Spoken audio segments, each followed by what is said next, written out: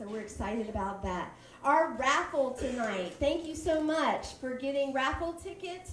We have amazing, amazing gifts. We've got one of our new people, Jessica Thomason, who will be on later. Just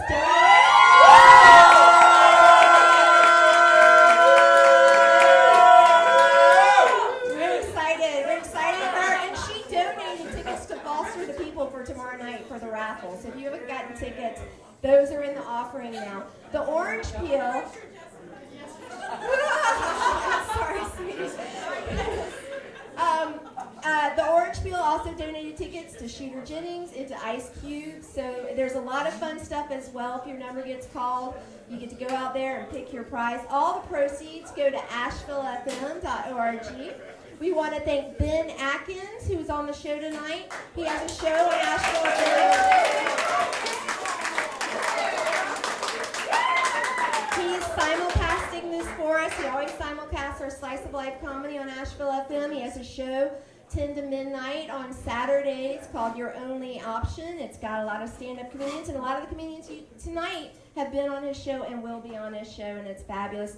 Kelly and I, your host for this evening, Kelly Rowe, will be out in a second, and we put this Slice of Life. Woo! Kelly! We also have a radio show on Asheville FM called Michelle and Kelly's Slumber Party, Wednesdays from 4 to 6, so please tune in. ashevillefm.org again. And what else? I'm going to go ahead and get the show started. I think that's about covered. I am really excited about tonight. I'm really excited you're here. So I'm going to bring out the lovely Kelly herself. Give her a big hand, everybody.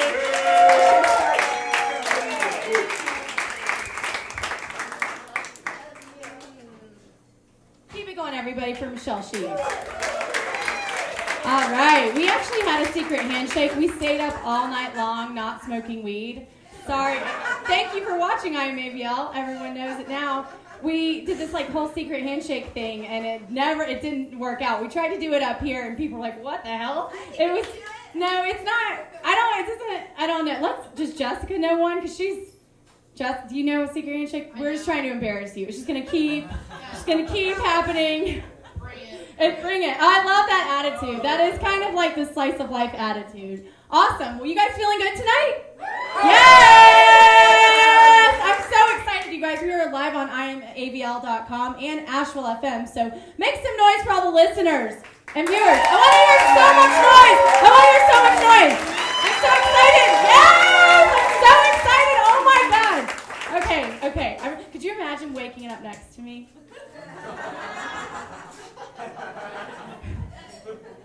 Yes? Hell yeah, Asheville. I drink a lot of coffee, 3-4 cups of coffee, so I get really, I'm really excited all the time. But I live in an apartment complex. I have a little puppy. He licks his paws all the time. How many people have dogs out there? All of you? Clap, you have dogs? Okay. Do your dogs lick the paws? No? What kind of dog? Where'd you get your dog from? I mean, because every dog licks their paws, right? It's like, mwah, mwah, mwah. And so, some people just let it happen, and, for me, it just, makes my skin crawl. It just does something to me. So my dog's, licking his paws, and at first I'm just, let him do it. And I'm like, no licking. For real, no licking. And, 5 seconds later, it's like, and I'm like, no licking. Seriously, no licking. Stop. For real. 5 seconds later, it's like, and I'm like, is someone stirring sour cream behind my ear? Because it sounds like someone's stirring sour cream. So I'm like, no licking. And he will not stop doing it. So at one point, I'm like, no licking. Good Lord, I'm thinking, my neighbors are thinking, she's the most disgruntled lover. She must really not like that. Oh, man. I get starstruck, you guys. Do y'all get starstruck? No, not really. It's just me. Y'all are all liars. I don't care. If y'all saw Gladys Knight in this room, you would freak the fuck out. Would you not? I bet half of you would be like, Midnight Train to Georgia, right? I saw her at Ingles and she dropped her cat food, and guess who dove in the floor to get it? When I say dove in the floor, I didn't like pick up the fancy feast. I like hurt my Jay Leno chin. Like I dove in the floor to pick up her fancy feast. And I was like, oh, here, Gladys, here's your fancy feast. It's whatever. I don't know why, but I get really starstruck. Like I was at Earth Fair and I was gonna get some healthy whatever, and I was like, and I saw local newscaster Darcel Grimes. So I freaked out and I rear-ended someone in the Earth Fair parking lot. I remember this day exactly because it was the same as Valentine's Day, and so I was so upset about the Earth Fair deal that I was like, forget like healthy food, I'm gonna go to Bojangles. I'm gonna get heart-shaped Bowberry biscuits, right? But I went and my credit card was declined, so I had to give the biscuits back on Valentine's Day. I want attention. I did that for attention. That actually did not happen to me, that happened to my sister. So if you guys feel sorry for her, it's ChristyKowalczyk@gmail.com. Okay, so just reach out to her, it's fine. Shit gets really real with me and my sister. We always have like important conversations, like I'm single and 30 because I have a jelly collection. And she talks about banging Justin Bieber, but she's 30. 29, almost 30. I don't understand it. She always like, this like cliche, she's like, well, it is what it is, Kelly. I mean, it is what it is. And God bless, like I don't want to be mean, but I'm like, what is? Like, is that even, like she's always just like doing these cliche phrases, so I have to say like, at the end of the day, what's done is done, And then she totally understands. It's like, it's her own little language. She actually went to a concert yesterday. It's called the Package Tour. It was, oh God, I'm gonna vomit. 98 degrees, oh God, I'm sick. 98 degrees, New Kids on the Block and Boys to Men. I'm literally gonna vomit. I feel sick. She was like, do you want to come to this show with me? And I was like, I'd rather watch my dog hump the side of the couch than ever go to that show, ever. It's funny because she's like, yeah, they were singing Down on Bended Knee. And I was like, did they get up? Did they get off there? Did they get up with it? It's like Life Alert. I don't know. The package should be like an AARP package, not like a package deal. I feel like that's just a horrible show to go to. Y'all want to go or something? You guys want to go? Sounds like you're on her side. Y'all all get out. Get out! No, don't get out. Just stay. My sister is pregnant. It's exciting. Not really. She's like, pregnancy language. Do y'all like have friends or like sisters or anyone who's like pregnant and they do this whole language thing? You guys in the back? Someone pregnant right now? Who's pregnant? Just tell me. I'm not gonna say. Charlie. Thank you. You got your girlfriend pregnant? She like just you. That's interesting. My sister has this whole language. I'm like, how far along are you? And she's like, I'm 22 weeks. I'm like, great. Went to AB Tech and ate my way through 2 semesters of culinary school. What is 22 weeks? Does that have like a month or 2 months? Does it have like a penis or vagina? I don't know. Just like her ultrasound picture looks like a planner's guy floating around her stomach with a cane. It's hard to be excited when that's what you see, She like won't let me look at the ultrasound picture because I dipped it in ketchup by accident. I was eating lunch and she's like, look at my baby. I'm like, that's planner's peanut guy, I don't care. I'm trying to be like sweet about it, but she's like, how am I gonna lose the baby weight? I'm so fat, how am I gonna lose the baby weight? And I'm like, you could fart twice and lose it. And I'm like fighting my own whale wars over here, like, I don't want to hear about it. It's funny to do fat jokes because I used to be really, really fat. So when I do fat jokes now, it doesn't make sense, even though I'm wearing shapewear. It's like it still doesn't make sense. Like I can't do fat jokes anymore. I'm kind of bummed about it, actually. Like in college, instead of sleeping with men, I slept with fudge rounds.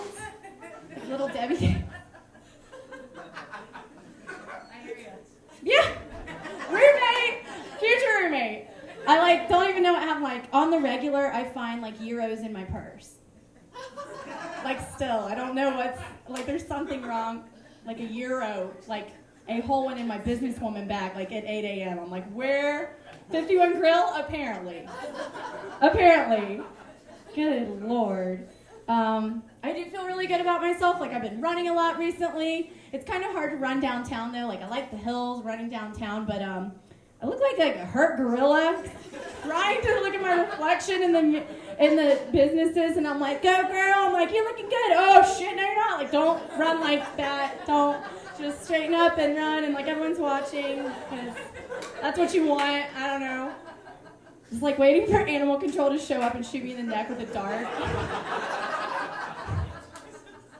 She's on Lexington and Broadway. Catch her quick. I feel really good about myself. I just signed up for a 0.25K. I know. It's to raise awareness for attention deficit disorder. So, for a really good cause. You guys ready to get this party started? Yeah. I'm so ready to get this party started. I've talked about my feelings. I don't know. I'll save my daddy issues for later. But I'm so happy tonight. We have some very special visitors and guests in the audience, and great performers tonight. Y'all, I feel the love. Do you feel the love? I feel the love so hard. Can you guys give a hand for Trey, our bartender? If you guys don't tip him, I will get some Doritos and eat them in your ear until it gets really nasty. I'm just saying. Tip him or I'll kill you. All right, y'all ready to get this party started? Your first comedian coming to this stage.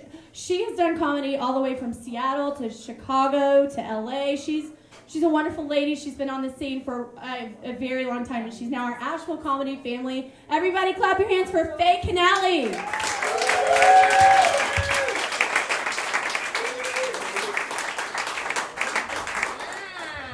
Get up for Kelly and Michelle putting on this awesome show. Thanks for coming out. This is the bomb. She's Euros in my purse. That's such a good name for a lot of stuff. That's Kelly's tour when she goes to Europe. No, guys, it means food. She was talking about when dogs lick themselves, it's really loud. See, that's why cats are the best. When they lick, it's all silent and sexy. It's just like,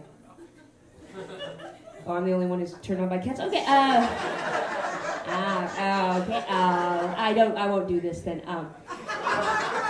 You have a hump of cat. My cat adopted this bird today. Well, he ate him. That's what he did. He ate him. That is so sad to just see a little bird like, I can't go back. And then... My cat is an asshole. He's like, he tricked me because at the pound, he was all looking up at me all meowy and loving, like, meow, meow, meow. And when I got him home, he's like, And he always looks like this, you know, he always looks like those animals that like come out of the cave all dark. Like, I don't know what's going on. So he's ugly. Cats be ugly. I saw this lady crying in her car earlier today, and I was like, oh, buddy, I've been there so many times. You ever cried in your car before? She's like, I'm in public, but I have to do it. Life is sad. When I drink, I think nobody pays attention to me at bars, and then when I get high, I'm like, everybody's looking at me! Everybody's looking at me! Can't be both. Can't be both. Cannot be both. You remember those people you have to drink around? Friends like that, you have to, kind of be drunk. Anybody best friends with their mom? I like to tweet. I went on Twitter the other day and I tweeted, why do I have to put on underwear when I masturbate? Not Faye. I giggled. You know, at the end, yeah, and my mom's like, said that it's like, hey, Twitter's not for mothers. It's not for mothers of stand-up comics. You got masturbate. Come on, yeah. Gross. So gross. But I do like to smoke weed. My cat is an asshole, like I said. Well, he was like curled up next to me one night, and I was so high I couldn't enjoy it. I was just like, I'm too high to enjoy this, because I couldn't move. Nobody smokes weed here? Okay, well, sorry. I saw this sign the other day for compassionate house cleaners. Are people not being compassionate at the house cleaning? Is this, just like dusting shit and then breaking it? Really? You had to dust it before you broke it? That's mean to do. I saw this thing on the news, and those places that people hire to like clean your house, they actually tested the sponges. There was poop all over the sponges. That's pretty gross. Like, but you should clean your own house. Anybody not clean your own house here? You guys look like you have money, so go fuck yourselves. That's fine. Don't go on the internet, guys. Do not go on the internet. I was looking, not these shoes I have, but I have shoes, and I went online, and I was like looking at them online, and people's comments were like, "These are the ugliest fucking shoes." Like, hey. Another bad. I don't. Facebook is. I'm glad you're getting married and dating people and eating fries, but like, when you see shit on Facebook, where I knew this kid since he was little, right, and now he's like 24.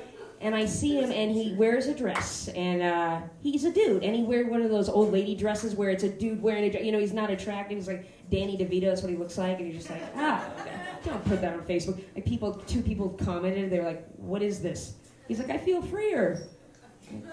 Yeah, but it's gross. I don't want to look at that shit.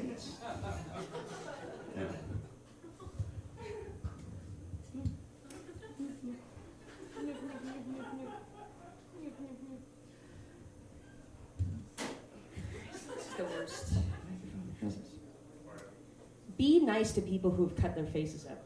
You know, people who've like gotten plastic surgery in their face. Those are the people you need to be the nicest to, because they really care how people think.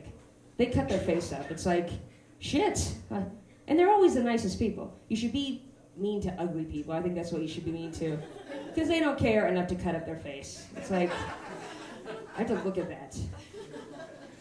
Oh, this has been fun. Well, I'm going to get off stage. I think I've had my time. Kelly. Oh, yes, all right. Give it up for Kelly again and Michelle for putting on this. And thank you so much, guys. Good night. Keep it going, everybody, for Faith and Nelly. All right. That's my business part. Can you tell, like, we get it going, huh? Yeah. All right, you guys, I'm going to keep the show going. Your next comedian coming to the stage runs his own show on AshevilleFM.org. It's every Saturday night, 10 to midnight, called Your Only Option. And because of him, we are simulcasting tonight. He's also a Slice of Life favorite. Everybody, clap your hands for Ben Atkins. Thank you, Kelly. That's very nice. Thank you. I got a strawberry beer. Thank you. Hey guys. Hey. My name's Ben, as Kelly said. I got a beard. Wear a beard. It's part of who I am. You can't take that away from me. Don't try. I wear the beard, but the other day I looked in the mirror and I realized that I look like every abusive stepfather in a Lifetime original movie. Like all of them. Like not just some of them. Some of those guys, no, all of them. Really, seriously. I'll show you. Hold on, I'll show you.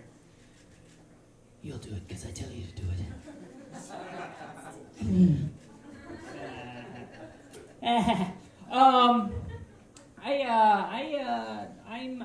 I got a few favorite things. I got things that that are distinctive about me. Like I'm gonna go out on a limb. I'm gonna say my favorite food is pizza. Whoa, just jumping out there, guys. Yeah, my favorite music is the indie rock music. It's a genre. My favorite sexual position is in. It's better than out. In is better than out. You do that for about 2.5 minutes and you take a nap. That's how that works. That's the process. That's how you do it. I'm a married guy. I've been married for 12 years. Thank you very much. Wow. No, it's great. No, but actually, I have a really close relationship with my wife. We're really tight, really close. Some might say too close. Is that possible? Yes. Yes, it is. Here's how I do it. If you had an entire conversation with your spouse, let's say about food even, like what you're going to have for dinner, while one of the other person is taking a shit, that might be too close. I know when to spray. The moment it's like, hey, sweetie, what do you want for dinner? I don't know, Pizza? I don't know. Psst. Let's see. I shouldn't know that is what I'm saying. I like lots of things. I like dogs. I have 2 dogs, 2 cats, no kids. It's fine. It's great. It's cool. My wife and I, we talked for a long time. Should we have kids? Should we not have kids? Back and forth and back and forth. The main reason why we came up with not having kids is that they live for fucking ever! Jesus! Come on, sometimes they even outlive you. That's too much commitment. Pull it in.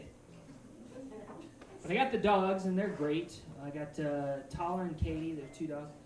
Tala tends to lick her butt a lot. I think she might have a candy ass. It's a stupid joke.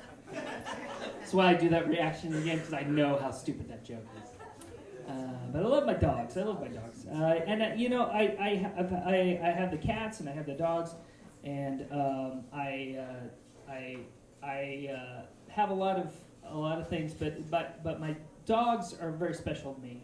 Like when I come home every day, they're like my little children, my little dinner bears. I just love them, just crazy. And I come home and they greet me at the door, and I'm so excited to see them. And I just look down at them and just say, "Hey, sweeties, hello, hello, hello, hello, hello, hello, hello, hello, hello, hello, hello." Nope, don't jump. Don't jump up. You just stay there. It's okay. You don't have to jump up. It's okay. Stay there. Hello, hello, hello, hello, hello, hello, hello, hello. Nope. Don't jump up. It's okay. I know you're excited. Just stay right there. It's okay. Hello, hello, hello, hello, hello, hello, hello. No! Stop it! That hurts. Stop. Don't jump again. I mean it. Hello, hello, hello, hello. Because I'm an idiot. I love my dogs and I'm an idiot. What's the matter with me? Jesus. I'm a sad person. I don't know. It's sad. Here's something interesting about me. This you might not know. I have MS. What? Crazy, right? It's nuts. It's actually not that bad. Surprisingly. You're like, what? Yes, it's true. For instance, have you guys ever heard of The Stranger? You know what that is?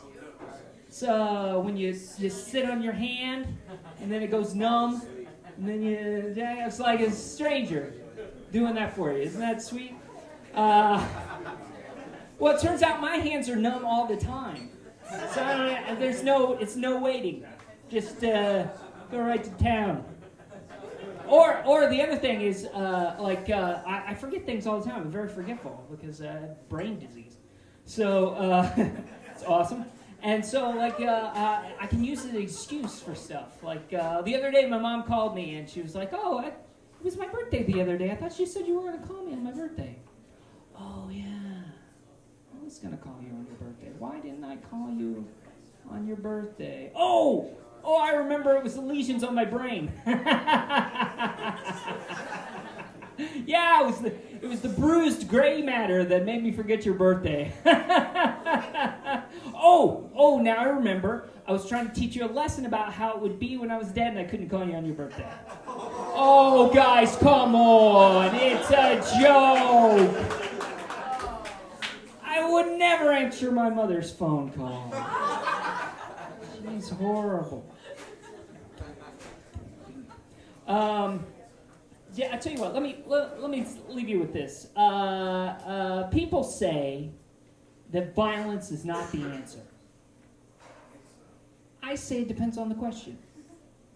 Like, say the question is, how did I get this gunshot wound in my chest? Violence might be the answer.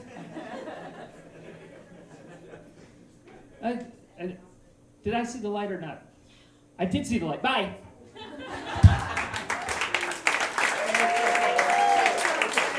Keep it going, everybody, for Ben Atkins. Yes. All right. Your next comedian coming to the stage is an Asheville guy. He really likes to party. Everybody give it up for Taylor Rogers.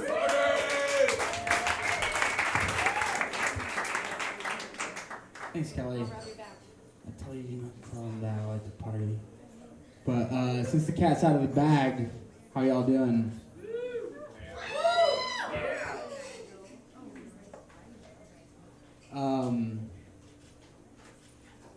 Buying condoms at the gas station is weird. It's not like, because they keep them behind the counter. And like asking for them is not weird. Like, we're all adults, like, it doesn't matter. But like, after you ask for them, they're like, what kind do you want? I don't know, like, what do you use? I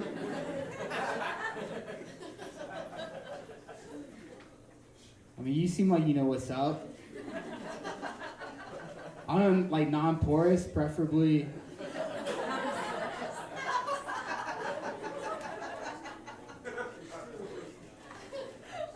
I was at the gas station a while ago. It was a Saturday night. I was buying some condoms and like a 6-pack of beer, and this guy was like, he was checking me out, and at the end he was like, "Hey, you have a good night, son."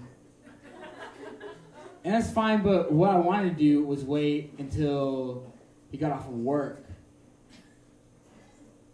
and be like hiding in the parking lot, and as he was leaving, just start pelting him with condoms full of beer.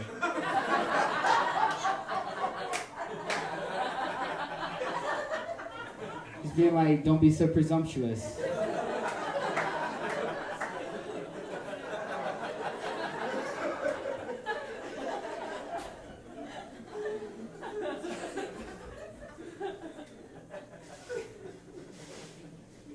I'm gonna go sit in this chair because it looks really comfortable.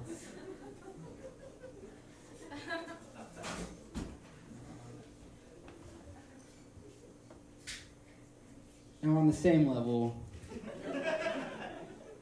I feel like I'm one of you. I'm like a disco king. I'm like a disco prince. Gazing over my subjects. How did we get here? I don't know. Do you guys know? You seem like a smart crowd. How did I get so drunk?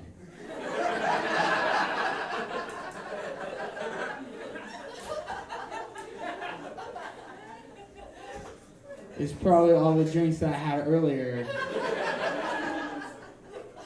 But now we're here. Let's work this out. We'll figure out a way. We'll figure out a way to get out of this.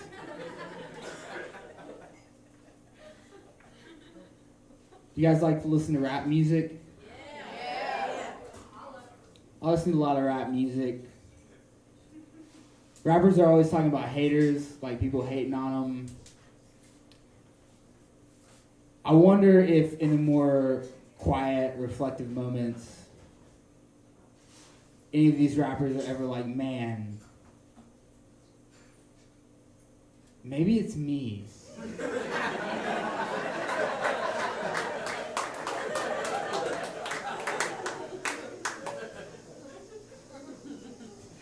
Maybe everyone hates me because I sell cocaine to my own community. And then I brag about it in all my songs.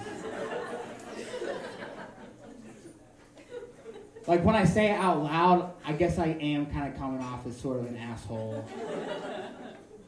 Maybe everyone's hating on me because I fuck all the hoes. And then nobody else has any hoes to fuck.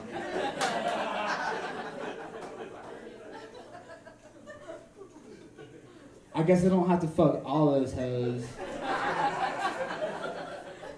When you get down to it, there's some serious diminishing returns with that situation. After the second or third hoe, it starts to feel worse than it feels good. I guess the only reason I'm fucking all those hoes in the first place is just really more out of insecurity. Impress my rapper buddies, which is totally what we call each other.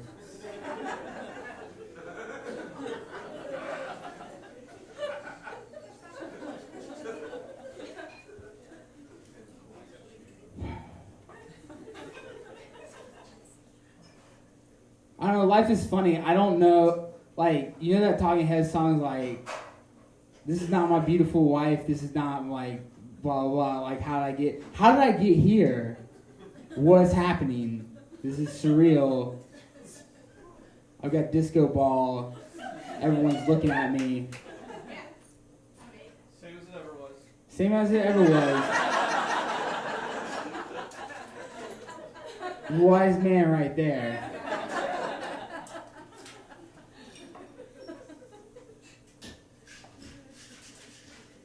So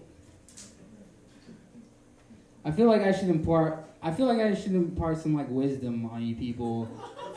I feel like I'm in a position of power.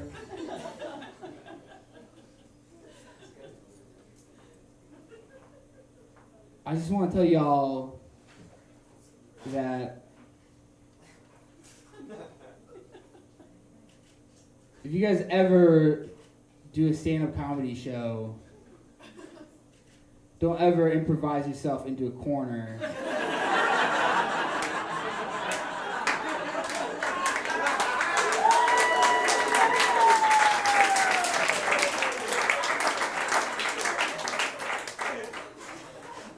You feel like an asshole.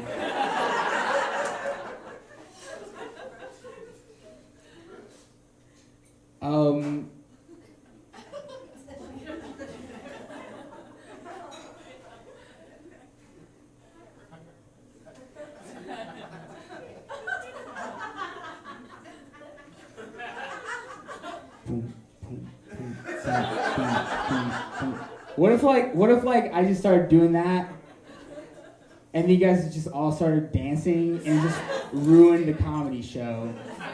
Like, it was just a huge dance party. Everyone was, like, all the other comics were super upset. Cause, like, everyone's dancing now. But then they start dancing and everything's fine. But that's not gonna happen realistically. Let's just be honest here. We're all adults. That's not how dance parties start.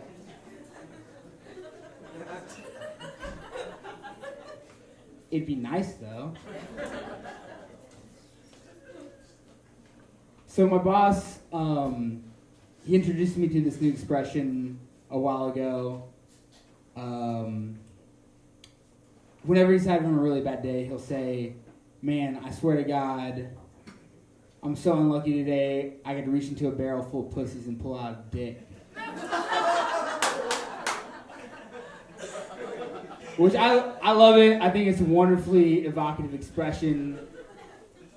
I can think of some guy like reaching down, just being like, "Oh man."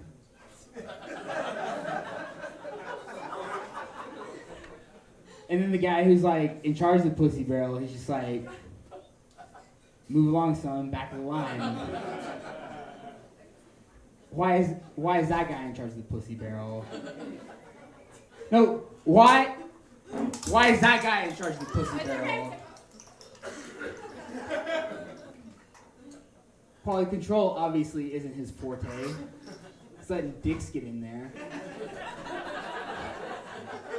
Dicks are literally the last thing you want in a pussy barrel. That's fundamentals. I'm saying, like, I think it's time for like a change up in the pussy barrel administration hierarchy. PBAH, as it were. I don't know, it's like, let me be in charge of the pussy barrel. Taylor Rogers, thank you so much. Appreciate it.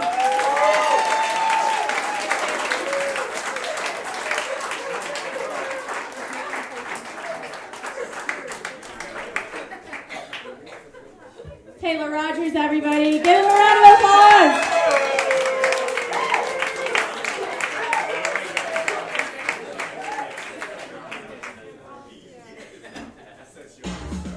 Clap your hands, everybody.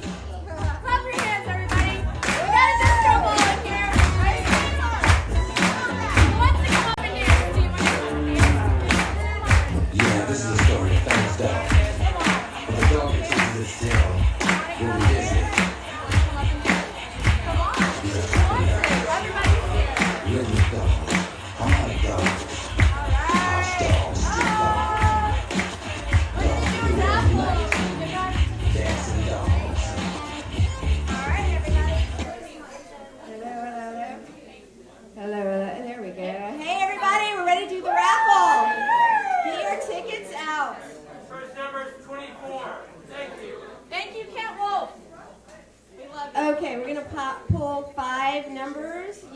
your prize in the order that your number is drawn.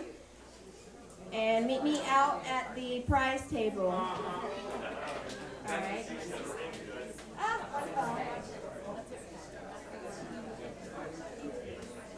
The first number is 57. Anyone got 57?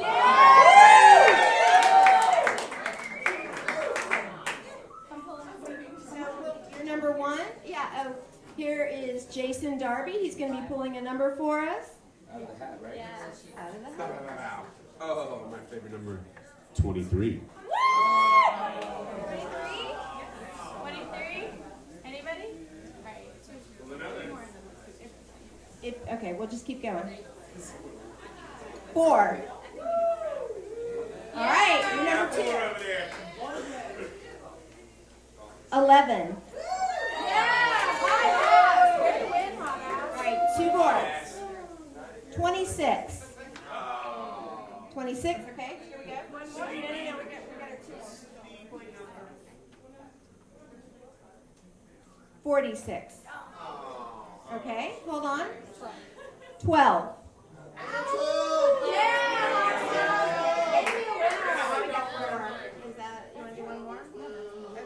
All right, everybody. You guys having a good time? We're going to keep this show rolling. Clap your hands for all the performers that have been up here. It's so much fun. I love it. It's great. All right, you guys, we have your headliner coming up, but for right now, your next comedian coming to the stage is an Asheville favorite. He's a regular at Slice of Life Comedy. He's one of my favorite comedians in town. Everybody clap your hands for Petey Smith McDowell.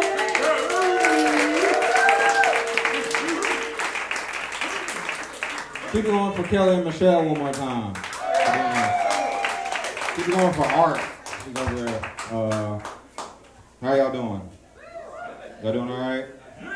Y'all have a good week? I had a decent week so far. First cool thing that happened to me this week, Kanye West dropped his album Yeezus. And so I just like the name of the album. So I decided to try to get my year-old nephew's first words to be Yeezus, just to piss my sister off. So whenever my nephew comes around, I just stare at him and just repeat, Yeezus, Yeezus, Yeezus. I want him to be in the Kanye West video. Little black kid's first word is Jesus. I think that might do it. When you leave this open mic, please be safe. You see some crazy shit when you leave open mics. I left an open mic and I saw a homeless person have sex in Pritchard Park.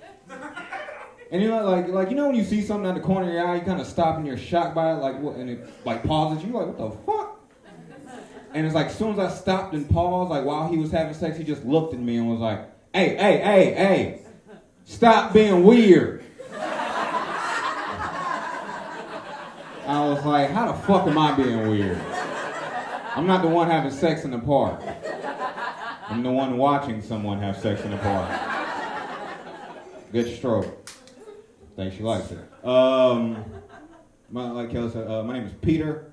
It's not hard to fuck up my name. It's a very generic name. It's Peter. White people say it very normal, like Peter. Black people say, Peter! Like the animal rights organization. Peter! Peter, you going to the store? Peter. If babies say my name, P-Da, or if you Asian, add in 7 more E's and it's P-Da.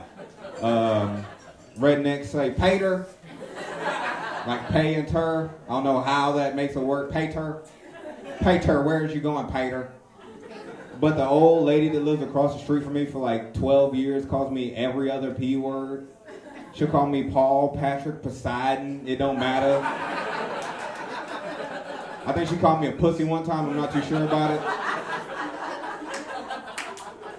I came out the house. I was like, good morning, Miss Jenkins. She was like, good morning, pussy, and then went back in the house.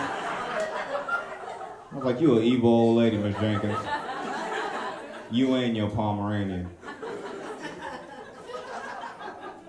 Well, that was the good part of my week. Shitty part of my week, I thought I had true friends. I had fucked up friends because I went to a restaurant and my friend was like, Peter, you need to try something from the gluten-free menu.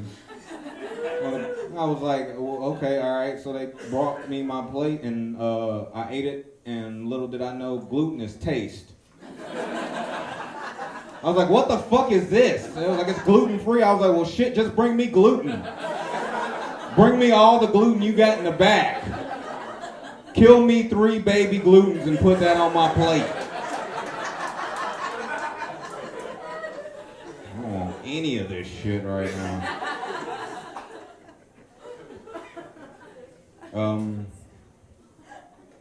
My birthday, I turned 24 last month. It's not that serious. Didn't shit change. I ain't got superpowers or nothing. I'm just 24. But it's like, for my 24th birthday, I went to go see the Harlem Globetrotters on mushrooms. Because I'm an adult and I can do that. And I'm from Asheville. That's what we do. I did mushrooms and I was like watching the Harlem Globetrotters. I had 4 seats to the Harlem Globetrotters game. You know how? Because I'm balling like that. Because I had an extra $20 and 4 seats for the Harlem Globetrotters game for $40 fucking. But I was on mushrooms and I had an epiphany while I was on mushrooms. Because I was sitting there with my friends and all my friends have kids and shit. And so they were sitting there with their sons and their daughters and shit watching the game. I'm like, damn, Peter. You 24. You black. You ain't got no kids. You got a job. Nigga, you are rare. You are a black unicorn, nigga. So now I live my life like I'm a black unicorn. So I'm so perky during the day.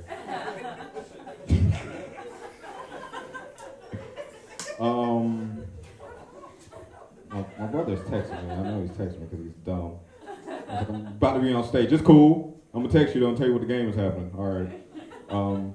I hate him because he gets like, when it's my birthday, like anybody have like friends that get like, or family members that get really over aggressive, like on your birthday. Like it was my birthday. My brother was like, Peter, it's your birthday. You don't go out and drink your motherfucking head off. I was like, no, nigga, I got work in the morning. I'm not gonna do that. My birthday's on a Thursday. I can't do that. He's like, Peter, you don't go out and smoke your motherfucking lungs out?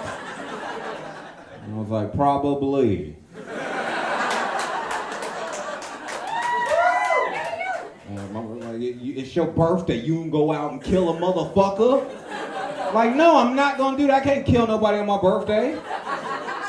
I can't be in the courtroom. They're like, it's the state of North Carolina versus Peter Smith McDowell. Peter, how do you plead? Not guilty. Why? Because it's my birthday. The judge is like, guys, it's birthday shit. Cut him slack. We'll do jello shots in the back. Shit. It's a celebration. Forget the motherfucker he killed. It's not worth it. Damn it, stop texting me. I'm such a bitch about that. What happened in the news? Brock kept his job. That was dope. That was dope because I didn't vote for him. I didn't vote for Mitt Romney either. Because it's like, you remember like when you were voting and it said like you can scratch chocolate for Barack Obama, scratch vanilla for Mitt Romney, and then like in the bottom it said like write in. And when I was voting like at a bunch of senior citizens where it was like they were running the voting shit, and I was like, why are y'all in charge of anything? But they were, and so like I was like, when I was there and I was looking at the write-in, I was like, wait a minute, I can write in anybody's name to be president? And she was like, yes. I was like, really, anybody? She was like, yes. I was like, seriously, anybody? She was like, motherfucker, if you don't hurry up and vote, my life alert ain't goddamn long. So I was like, fine, I'll vote. And I wrote in Hulk Hogan. Because, ladies and gentlemen, when Hulk Hogan was running wild in the 80s, gas was $1.89. He had the championship belt for 4 years. By the end of his reign, gas was $1.07. I don't know about y'all, but I need Hulkamania to run wild over this country again, goddamn.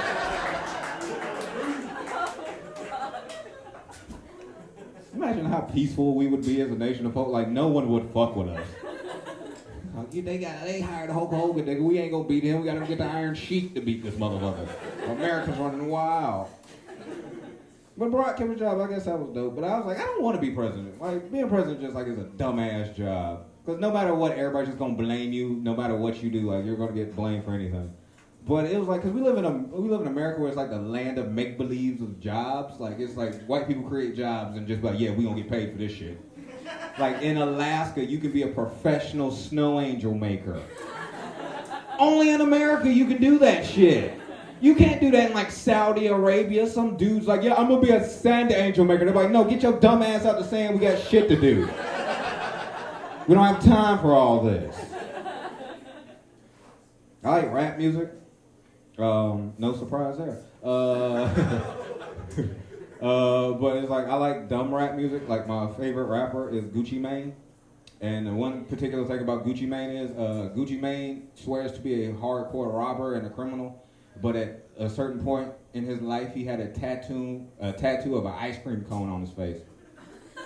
I was like, how are you a robber and a gangster if you got a tattoo of an ice cream cone on your face? You're so fucking easy to describe. I was like, you're from Atlanta. If you robbed anybody in Atlanta, even a white person, it could be like, they'd be like, who robbed you? And you'd be like, I don't know, it was a nigga with an ice cream cone on his fucking face. They'd be like, oh, that was Gucci Mane. He's Atlantic Small. He's easy to find. He's always popping tags. Brr! I'll end you with this one. There's a lot of pretty ladies in here. Ladies, make some noise. It's hard to be ladies nowadays, especially if you fine. How many ladies here still get catcalled? Guess there's only one fine-ass lady in here tonight. I don't know what the fuck y'all doing in here. But I like when girls get catcalled, especially by black dudes. Because black dudes run down the whole alphabet when they talk to a girl. Like if they see a girl, they be like, hey girl, hey, hey, hey. Hey! Are you gonna be like that? You gonna be like that? Fine, I see you. I see you. Damn!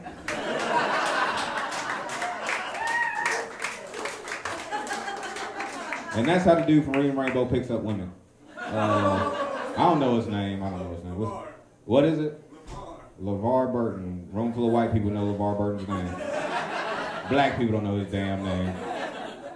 Well, that's that Cyclops nigga from Star Trek. We don't know his damn name. It's hard to be a girl. I do creepy shit to women. I know that didn't come out right. Don't just jump off the ship yet. This ain't the Titanic. Trust me. Like when I do stand-up comedy, this is the only time during the day where I don't wear sunglasses. Every other time of the day, I wear sunglasses. I wear sunglasses when I'm asleep because I'm that fucking cool. But I saw a pretty woman at my bank, and she was like really, really like attractive. And so I stared at her for 30 minutes.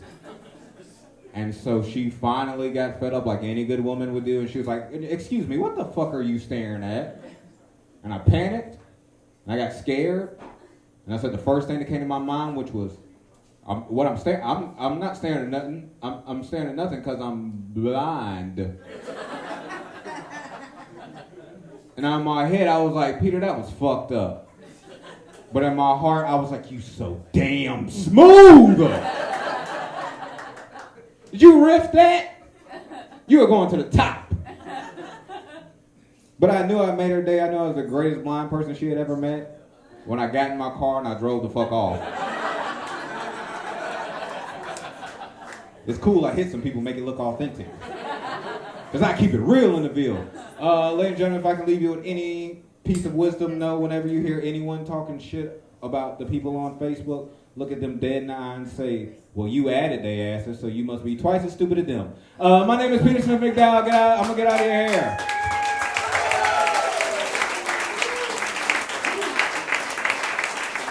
Keep it going, everybody, for Petey Smith McDowell. Keep it going, everybody. We're still feeling energy. I still feel the energy and love, you guys. We have a couple comedians left, and then we have your headliner. I'm so excited. You guys might think I'm a little religious. This is a rosary, of course. Someone gave it to me at a funeral, and they're like, Kelly, Jesus will always be with you. And I was like, seems like he jumped off. Because they're hot glue gun marks. What does that mean when Jesus is like, fuck this, I'm done already? I still wear it because I rock it out, you know? Anyway, you're welcome. You guys want to hear any more stories? I want to talk about my feelings. You guys want to talk about your feelings? No? Just want to keep the show going? You want to keep the show? For some reason, I want to talk to you. For some reason, I don't know why. Like, for some reason, I want to talk to you. I don't know why. What's your name? Todd. Hey, Todd. Are you having fun? Are you here to see someone specific? Oh, she's coming up in a few minutes, you guys. Jessica Thompson. It's her first night here. So, all right, I'm going to keep the show going, you guys. Your next comedian coming to the stage is an Asheville regular. He's been to our room several times, and he is a very nice human being and also hilarious. Everybody clap your hands for Nick Murphy.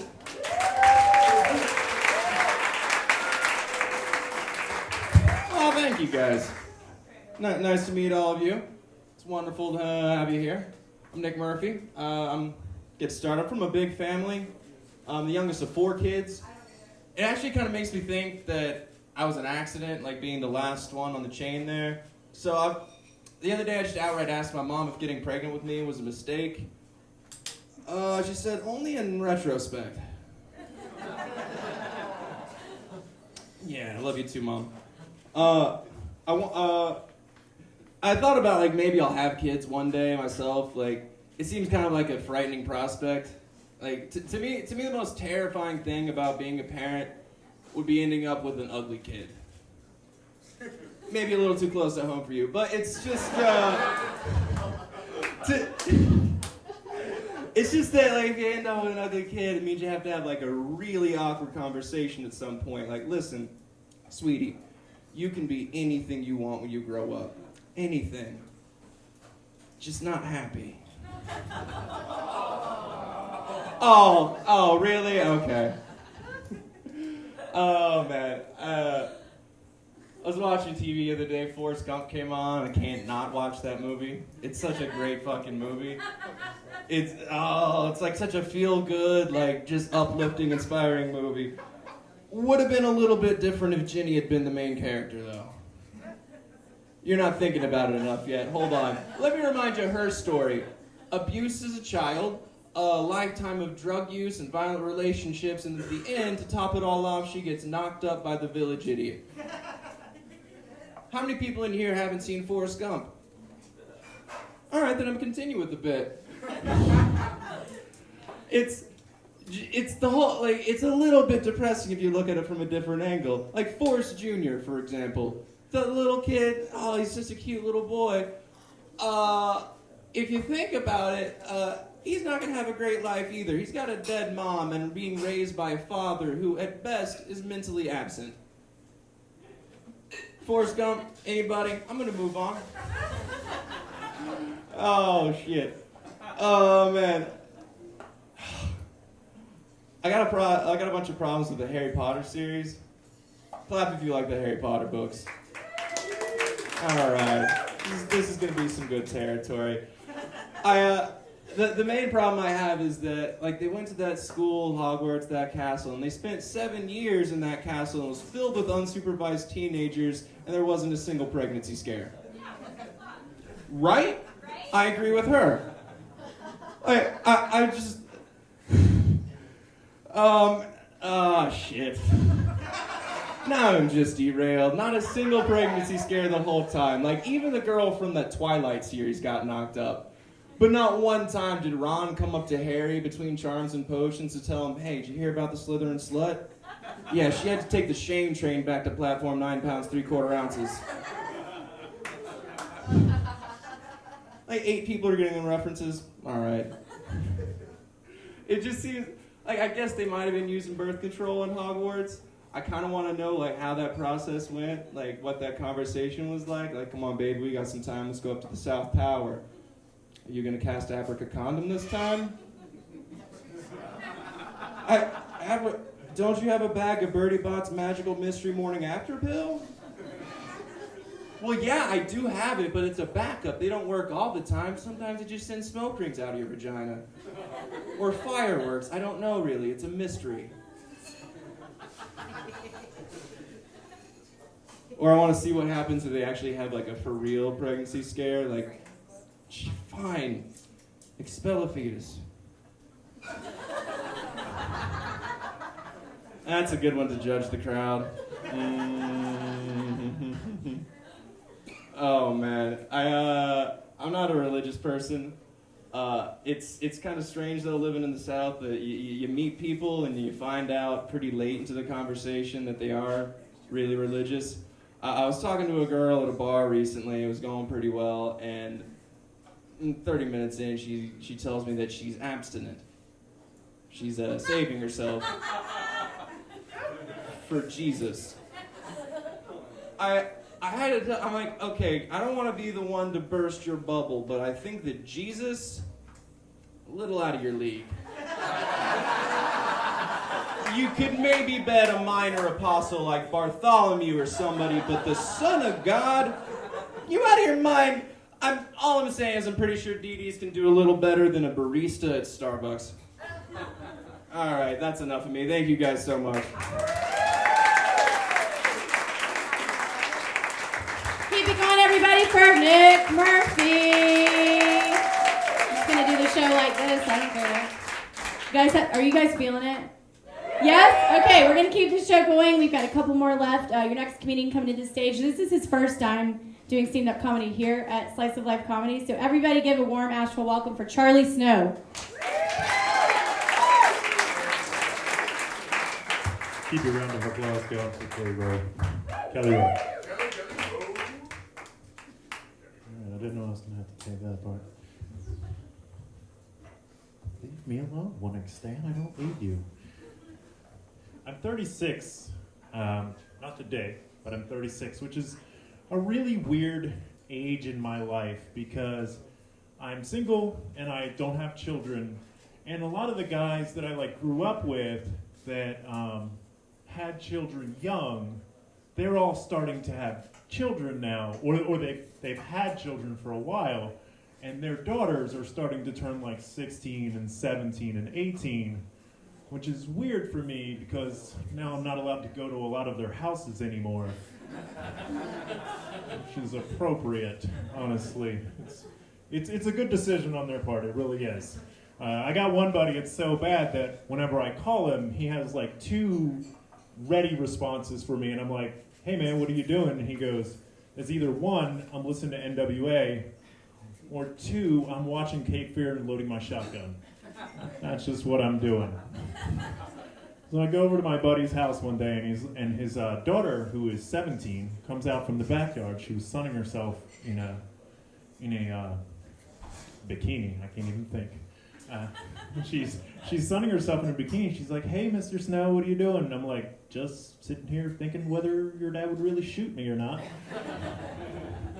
But today, I'm serious. I don't want that. I'm ready for the commitment. I'm ready to grow up. And I went on Christian Mingle. This actually did happen today. I went on ChristianMingle.com today, and they rejected my email address because they said someone else was already using it. That's really weird, because who is lying to ChristianMingle.com and representing themselves as me? So I couldn't get on there, which was a bit disturbing. So I guess I'll just tell you folks about myself a little bit. I think the word O'Donnellys is being a little possessive. 2 apostrophes in 1 word. Not everything is about you, O'Donnellys. Same thing with SpongeBob. SpongeBob SquarePants, a little self-absorbed, I think. I feel like he's a little self-absorbed. Almost got shot the other day. Kind of my fault. I went to a gun range dressed as a duck. That was kind of a poor decision. I was in Barnes & Noble's the other day, and I saw a book called 776 Funny Things That People Said. And it made me really want to say, just one funny thing, and then make a copy of that book and put it on bookstores. Not because I think it would sell a lot of copies. I would just really like to be there when the writer shows up and he's like, man, why the fuck didn't I think of that? Would have been a good idea. I'm from the north, and I've been living in the south for about, 14 or 15 years. Now the snow's we don't discriminate. I've got several people of color in my family, and Asheville is a pretty progressive town, but I spent most of my time in Lynchburg, Virginia, and you never know when you're going to run into a girl who's racist or not. So I have a little test. What I do is I take a woman out on a nice long date. We go for like a walk in the park, and we feed some ducks, and we drink wine and listen to music. And when I get her back to my house, I say, who would you rather have sex with, me or Blair Underwood? And if she says me, I know she's racist. Because if given the option to have sex with either me or Blair Underwood and you choose me, either you're my soulmate or you're a racist. I mean, I still have sex with them anyway. I just like pull their hair a little bit and be like, you racist bitch. I'm not gonna turn down sex. I used to date this one girl, her name was Amy, and things were going pretty well. I went out and bought an Army t-shirt and I crossed the R out, and she came up to me and she was like, hey, you're being a little weird and a little possessive, and she broke up with me. And so I kept the shirt though, and people come up to me and they're like, hey man, are you in the Amy? And I go, no, but I used to be. It's a lot more exclusive than the Army. It's just me and a couple other guys. Folks, a round of applause for Kelly Rowe. Keep it going, everybody, for Charlie. So, all right.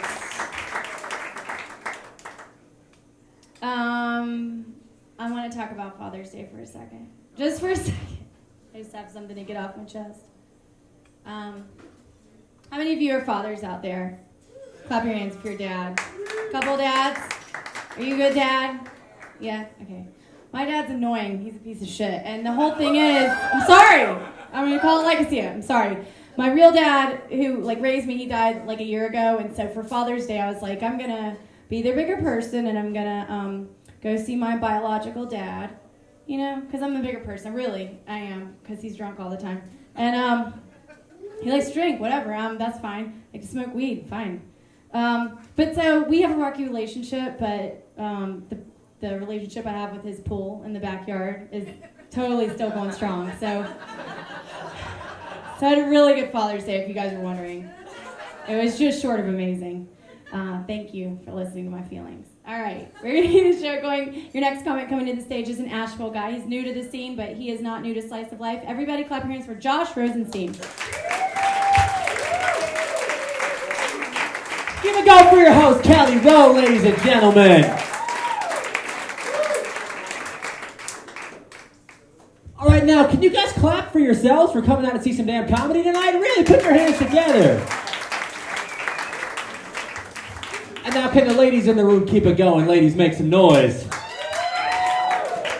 All right, now, can the single ladies in the room make some noise? All right, here and here, how low are your standards? Let's have a conversation. No, I'm just kidding. Oh, fun to be here. Glad to perform at the Pulp. I always wanted to perform at a place named after the part of orange juice the children hate.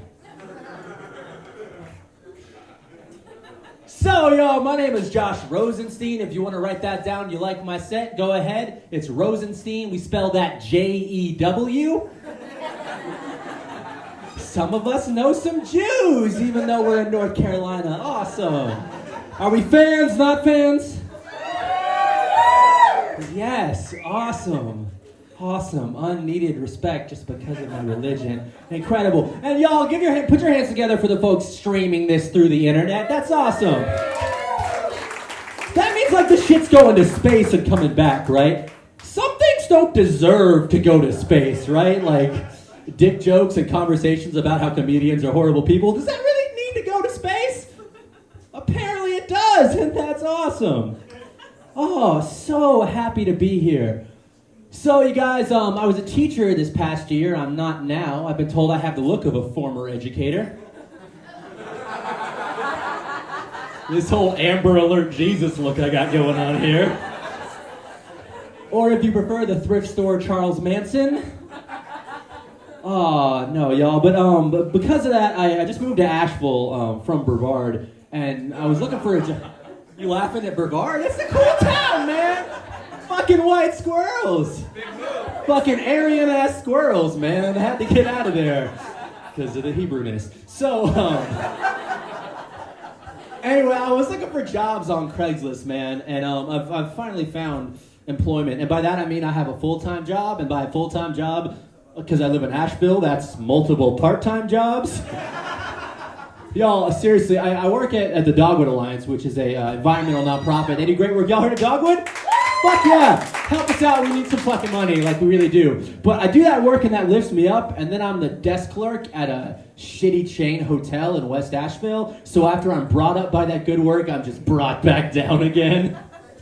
But y'all, I saw an ad on Craigslist for a job that said CEO required. Who the CEOs are looking for jobs on Craigslist? It said, looking for experienced CEO to help get our business off the ground. Must have experience building a small business into a multi-million-dollar enterprise. Must have if you build a business from the ground into a multi-million-dollar enterprise, you will never look for a job on Craigslist again. God damn. I put my own ad out on Craigslist because I felt like hiring. The title said, "Do you want to make some motherfucking money? Respected and feared local game looking for soldiers to join our street empire. We are an equal opportunity employer and a blood in, blood out organization." I have gotten no response yet. So you guys, I went to a Zaxby's on the way down to a comedy gig in Greenville, South Carolina. Anyone from Greenville? This joke's not about Greenville, so fuck off. Anyway, there were some chicken wings in the meal, and one of them was like half-eaten. It was a half-eaten chicken wing. I don't know what's more disgusting, the fact that someone took a bite of it and put it in the box, or the fact that I ate it anyway. I am an awful, awful person, y'all. So, y'all ever heard of R. Kelly make some noise? Anybody? So there was a gun rally in downtown Asheville a couple of weeks ago, and everyone had signs that say, like, "Protect our guns," and I stood on the street for 2 hours with a sign that said, "Free R. Kelly." Because I like to disrupt shit. So you guys, fun times here in Asheville. So put your hands together if you've ever been to a 1980s party, an 80s themed party.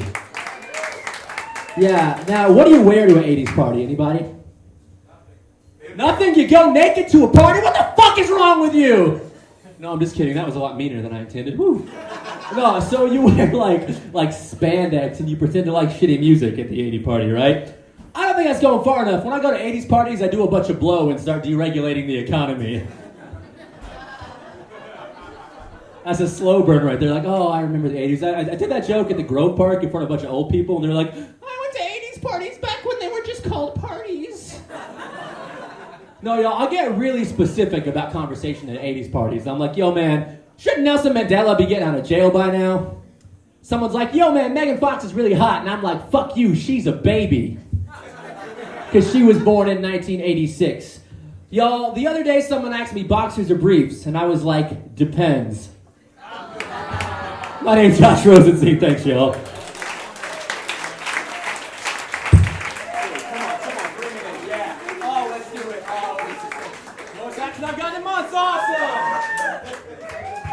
Keep it going, everybody, for Josh Rosenstein.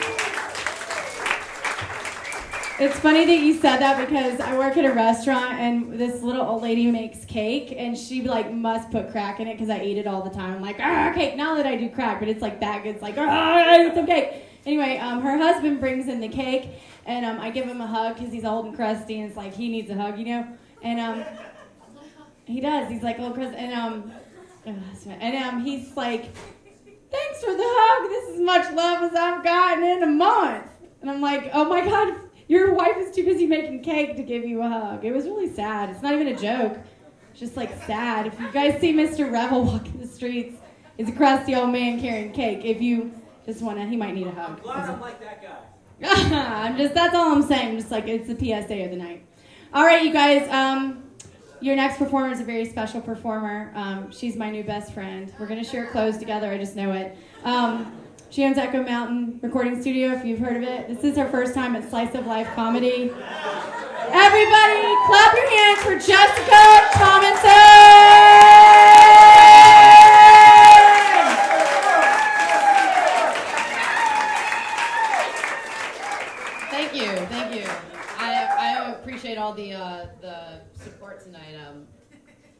done this before, and that's a statement that I reserve for when I'm getting to lap dance at a strip club, or when my parents found drugs in my room as a child. So I'm happy to be here, and thanks to Kelly and Michelle for such a warm welcoming. But I thought I would tell a story that I thought a lot of you could probably relate to, and that was going to get tested for STDs at Planned Parenthood not too long ago. So, how many people have recently been tested for STDs? Yeah, right? A couple of you. Okay, let's talk after. Compare results. So, it's much like this and standing in front of a bunch of people and telling your intimate details to someone who's a stranger. So, I thought this would be a good story to tell. So, I went to Planned Parenthood, and I feel like I usually have great common sense and composure when it comes to most things, but I walk into the doctor's office and it's a whole different story.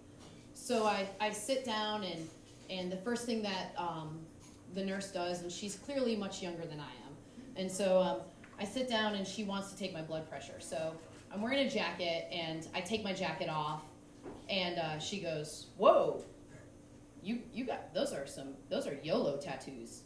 And I keep up on popular culture and things like that. It's a part of my job, but sometimes things just elude me when it comes to just certain parts of popular culture.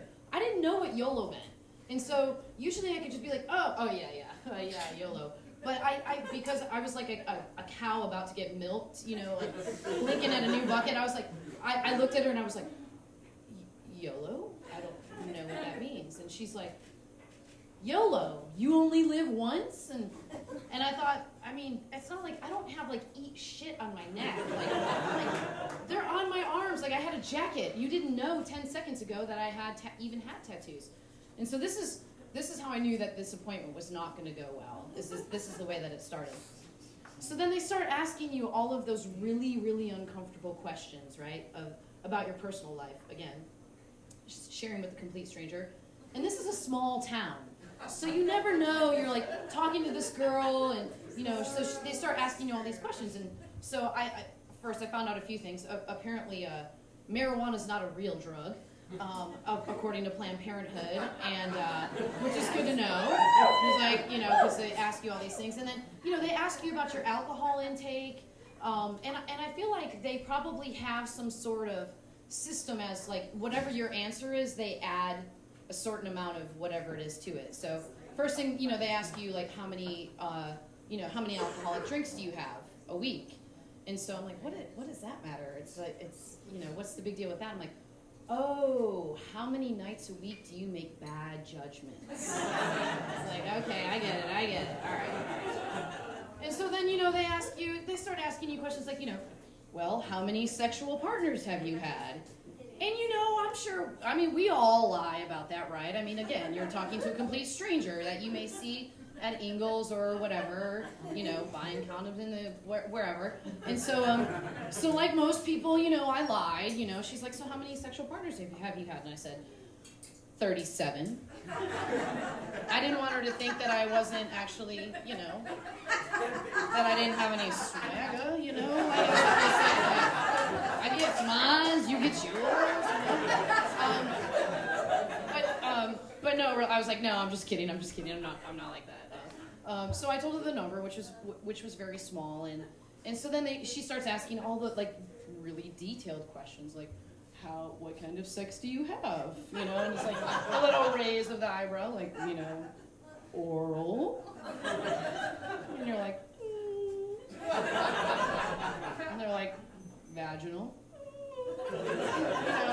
And so it goes on, and all I'm thinking is that at some point I'm gonna run into this girl at Earth Fair, and she's gonna be with her friend, and she's gonna be like, oh my God, that's totally that girl that likes ear sex. And I'm like, oh God.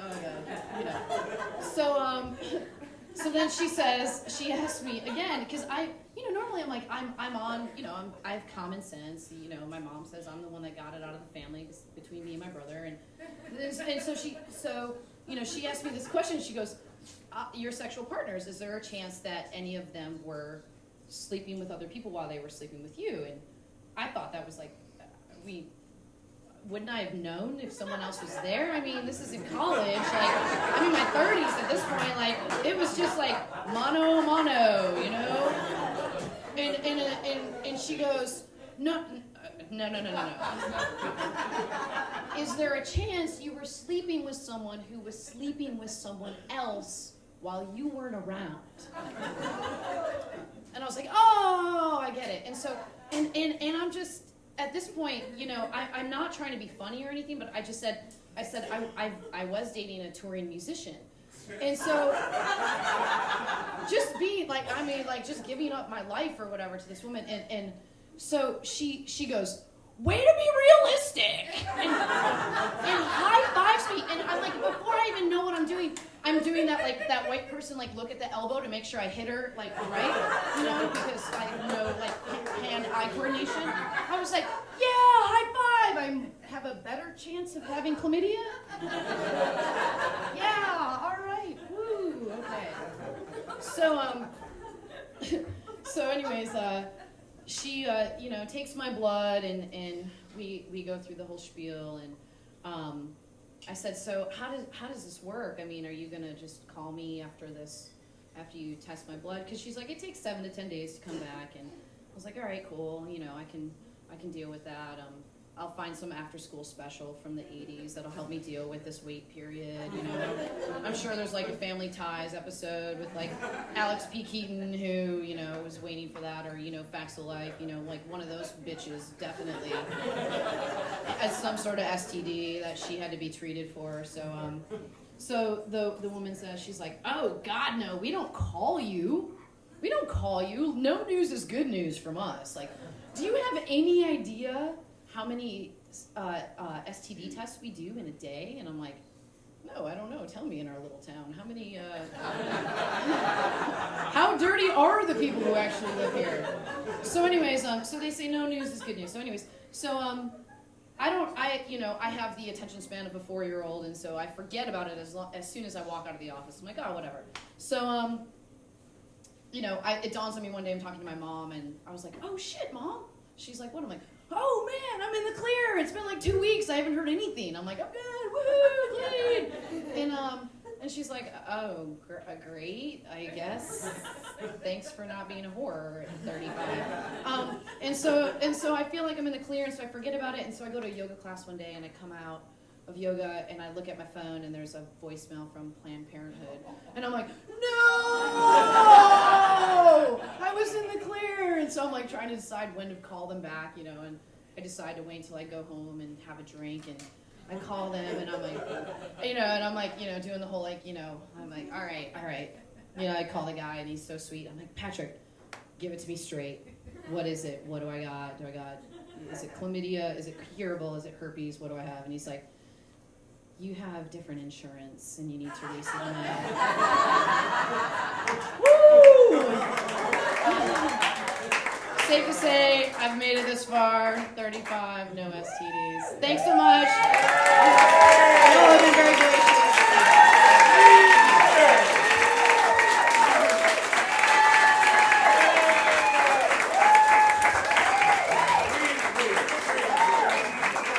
Clean and clear. Clean and clear. Clean and clear. Clean and clear. Yes! Everybody clap your hands for Jessica Thomason. Awesome. And I want you guys to keep the energy up and keep your hands clapping, because we have your next performer coming to the stage, the headliner of the show. He's a lovely gentleman. He has been on the scene for a couple years now, and he is one of the nicest and sweetest and funniest guys ever, and I'm so happy he's here. Everybody clap your hands for Art Sturdivant!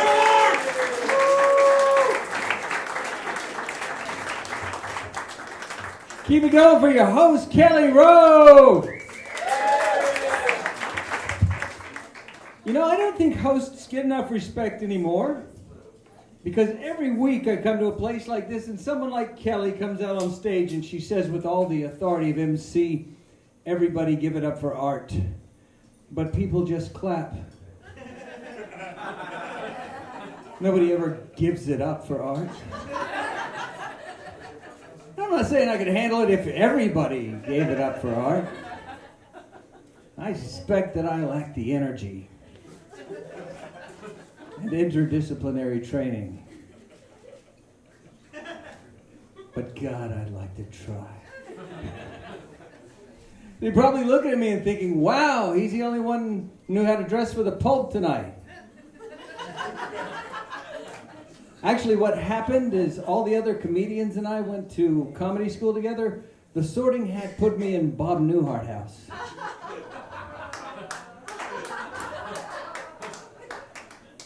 I am Art Sturdivant. Actually, I'm not really Art Sturdivant. Art's a fake name I use because I'm in love with this mix of shame and joy, public humiliation and laughter that is stand-up comedy. And I don't want to bring down dishonor on my real name, which is Adolf Mussolini Stalin.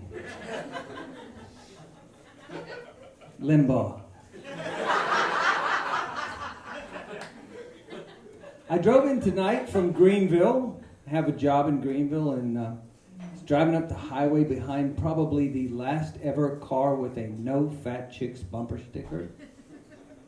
And I'm following this guy, and I'm like, dude, why you gotta be so mean? But then I pull up a little closer, and I can see the guy behind the steering wheel, and then I start to think, those fat chicks are gonna be just fine with your decision. So then I'm feeling bad for him, you know. Good for you, thinking you can be picky. And now I'm gonna get him a new bumper sticker, and it's gonna say, all chicks welcome, please, oh God, please. My wife bought me a new pair of Converse All-Stars this year because she supports my dream of being a professional basketball player in 1950. So now all I need is a pair of those really short shorts and a flux capacitor, right?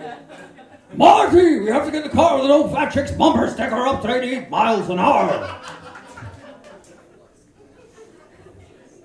That hurt. Okay, I've got something to tell you people. I'm your worst nightmare. I don't mean your scariest one, I mean your lowest quality one.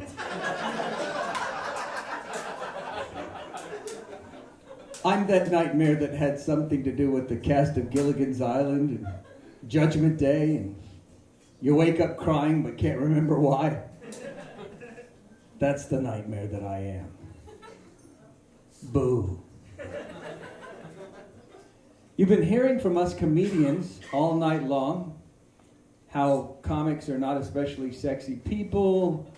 We don't get a lot of sex. We're kind of gross. We get tested for chlamydia. And all that's true, I guess. But I have an edge. You see, I only do comedy at night. During the day, I'm a 52-year-old overweight, balding furniture salesman. So line up, bitches.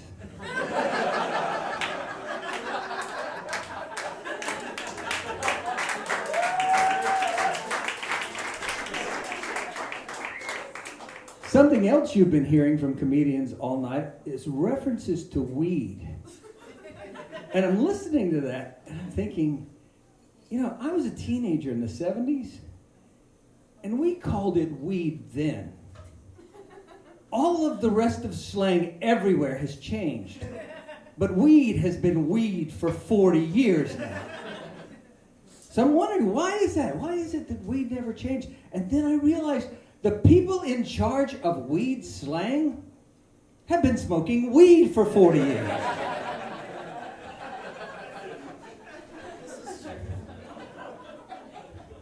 I do work in a furniture store, and a woman comes in today, and I walked over and I said, hey, what brings you in? And she did that thing that I hate, where she leans over and squints at the name tag on my shirt, and she says, you know, I'll call you if I need something, and your name is?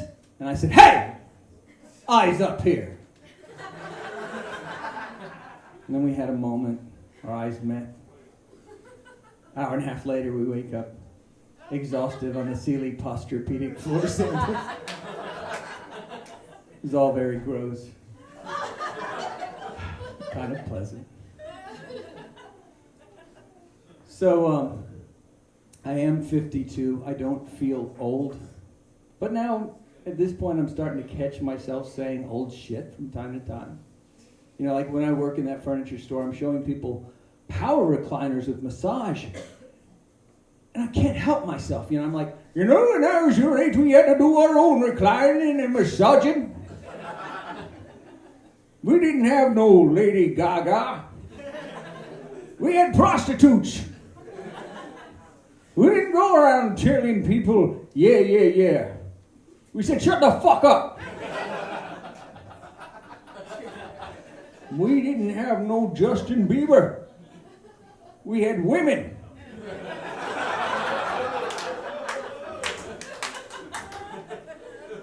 And we didn't have no Fox News. We had the Ku Klux Klan.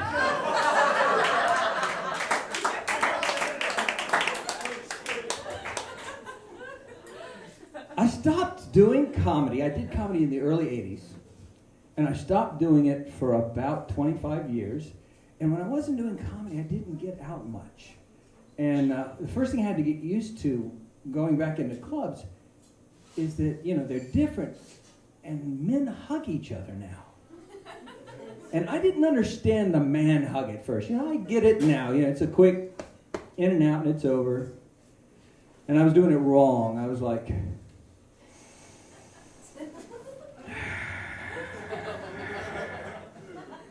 I missed you so much. So Dollywood. Theme park or 160-acre Cracker Barrel?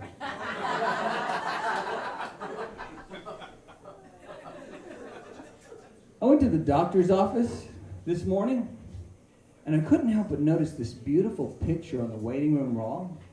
It was a picture. It was a painting of an operating room, and a surgeon's doing a procedure. Standing right next to the surgeon, his hand on the surgeon's hand, guiding him through the operation, was Jesus. And I gotta admit, it made me feel good. It would have made me feel better if he was wearing a mask and gloves. I mean, come on, Jesus, it's an operating room. Okay. I won't be telling that one Sunday morning. I'm not an especially religious person. You may be able to tell that about me, but I do work in a very religious workplace, and it seems like we're always praying about something. We're either saying grace or invocations, and they don't ask me to pray anymore, and I think it's because the last time I said grace, I said, "Come, I have never prayed to you before. I haven't the tongue for it. No one, not even you, will remember if we were good men or bad. What matters is a two stood against many, Crom. So grant me revenge. And if you do not listen, then to hell with you." Amen.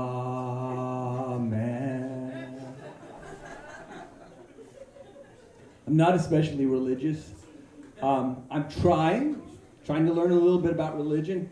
I was reading Exodus the other day, and I came across that first time where God meets Moses. He introduces himself to Moses. He's a burning bush, and he says those words. He says, "I am that I am."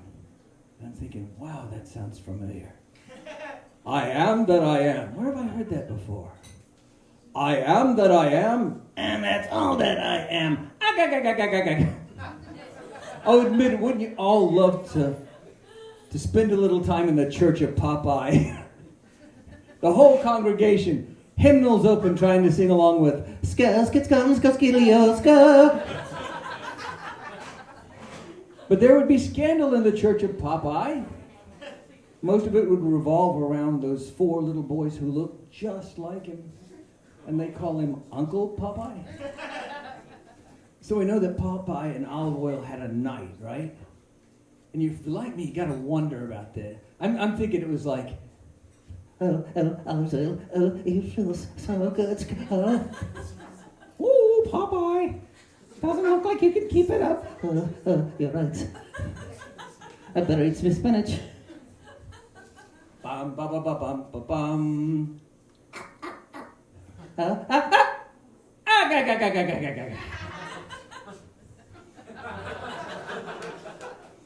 And now I'm spent. Oh, come on. I've watched too many cartoons over the years. I wonder what the fuck kind of mother names her brand new skull-faced baby Skeletor.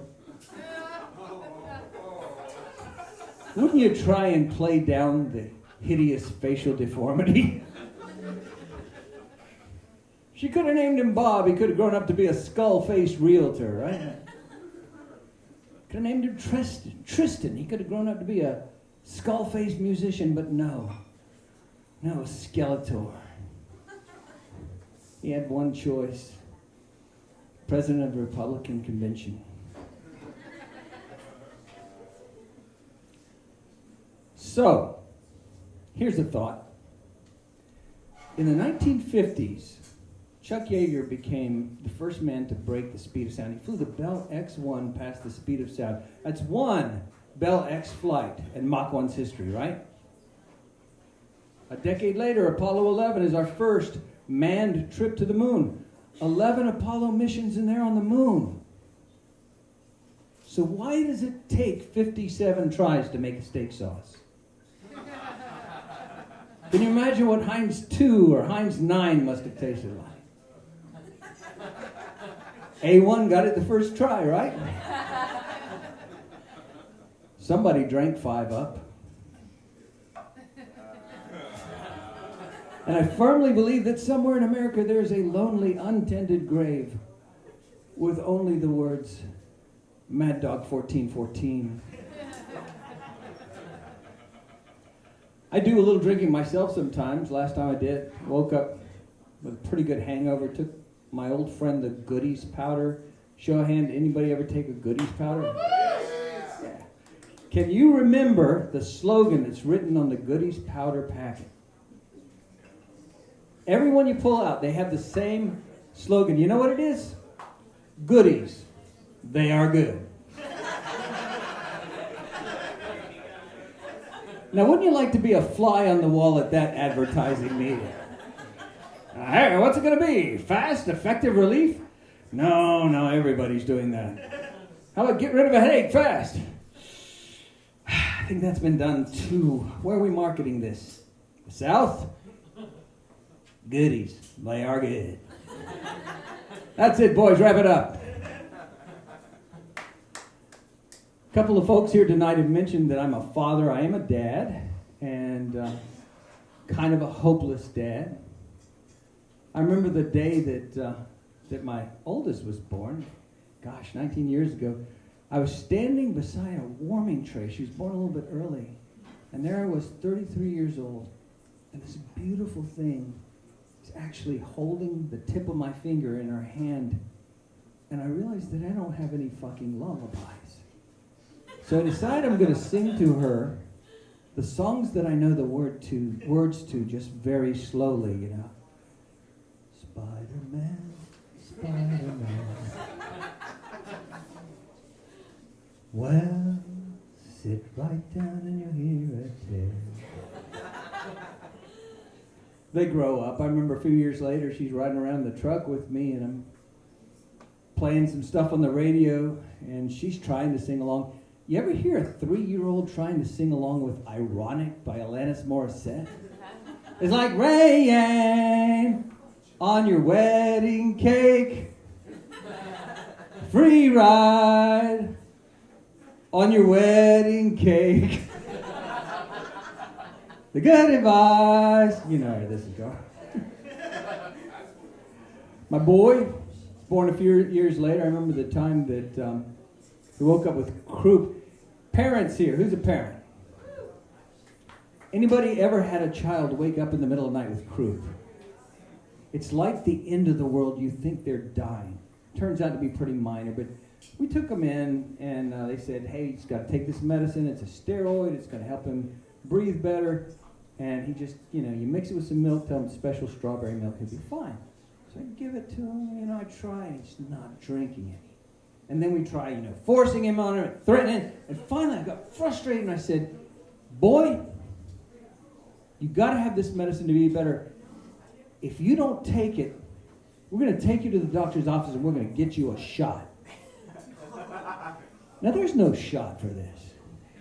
But he looked at me with all sincerity. And he said, I will be very brave about my shot.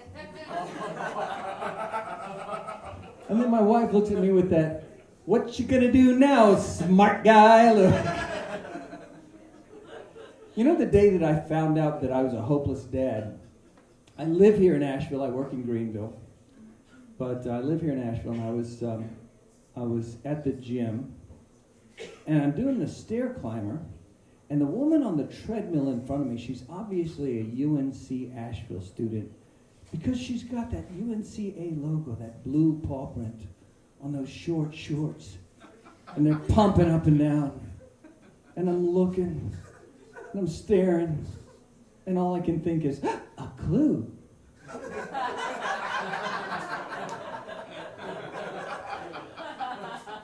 And I love that story because you tell the women you work with that story and they think it's cute and they go, aw. So I don't tell those same women that when I've watched Sesame Street with my kids over the years, I've always wanted to take that Gina woman and bend her over Oscar's garbage can. Right there in the middle of Sesame Street. Muppets walking by. The count. 1 deep thrust. 2 deep thrusts. Ah. Bert and Ernie. Hey Bert, why don't you bend me over Oscar's garbage can anymore? Ernie, your asshole's too loose. 'Cause he's a puppet, calm down. Jeez. Wow. So I wasn't always a furniture salesman who did comedy at night. Some 30 years ago, I was a pizza cook who did comedy at night. And I worked in a pizza place in Fayetteville. I worked for an Armenian fellow who spoke English as maybe a 7th language. And he would say shit to you like, here it is, my children will starve because of you motherfuckers. Which was always fun, you know. It was more fun when he would get the cussing wrong. You know, he'd come around a corner, catch you screwing up, and he'd say, here it is, you are supposed to be making the work to me, but instead you are playing to each other's asses.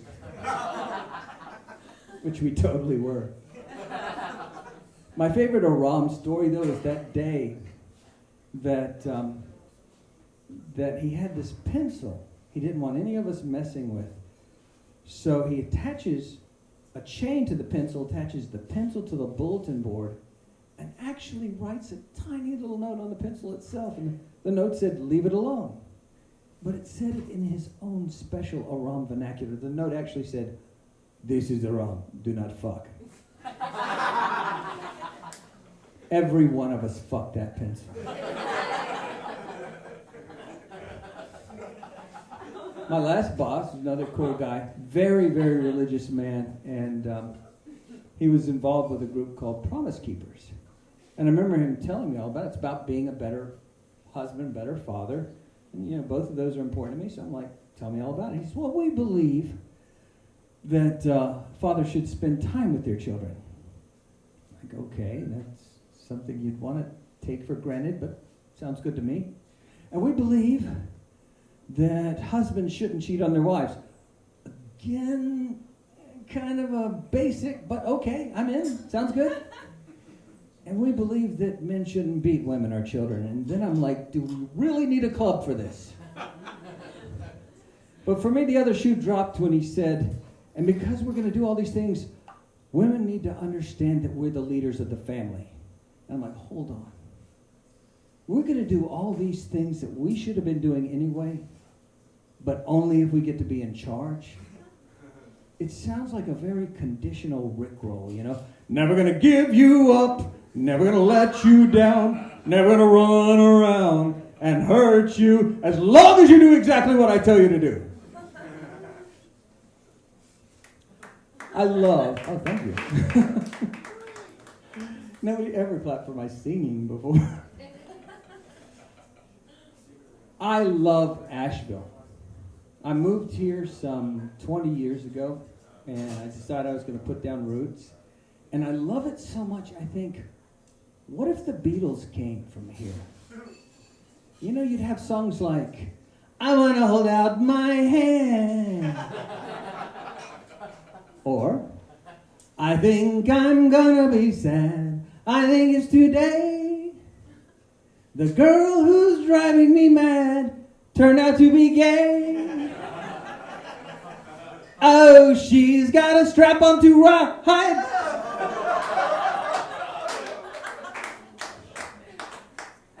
Baby, you can drive my car. If only I had one.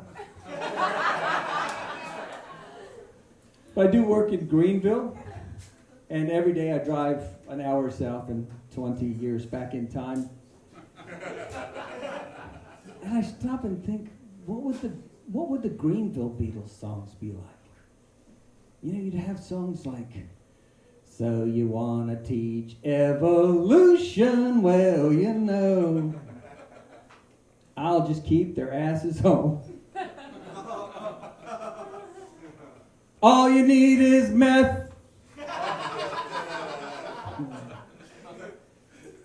Black folk drink it from a different fountain. Oh, come on, that was from the White Album. Last Greenville Beatles song. We all live in a yellow double wide. You guys have been wonderful. Thank you very much.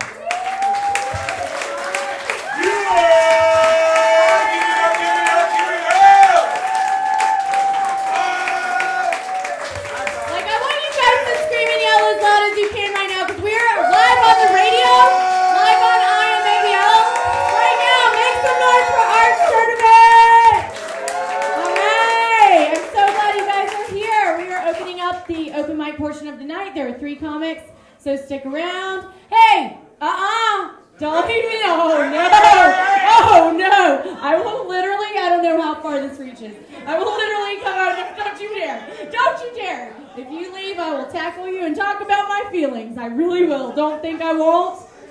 I've been doing this a long time. I've got a lot to say, believe me, okay? All right? Okay, I'm glad we're all in agreement. I'm feeling the love here. All right, we're going to keep the show going. If you're laughing at me, but you're coming up next, and I'm pumped about it. Everybody clap your hands for Alex Neff.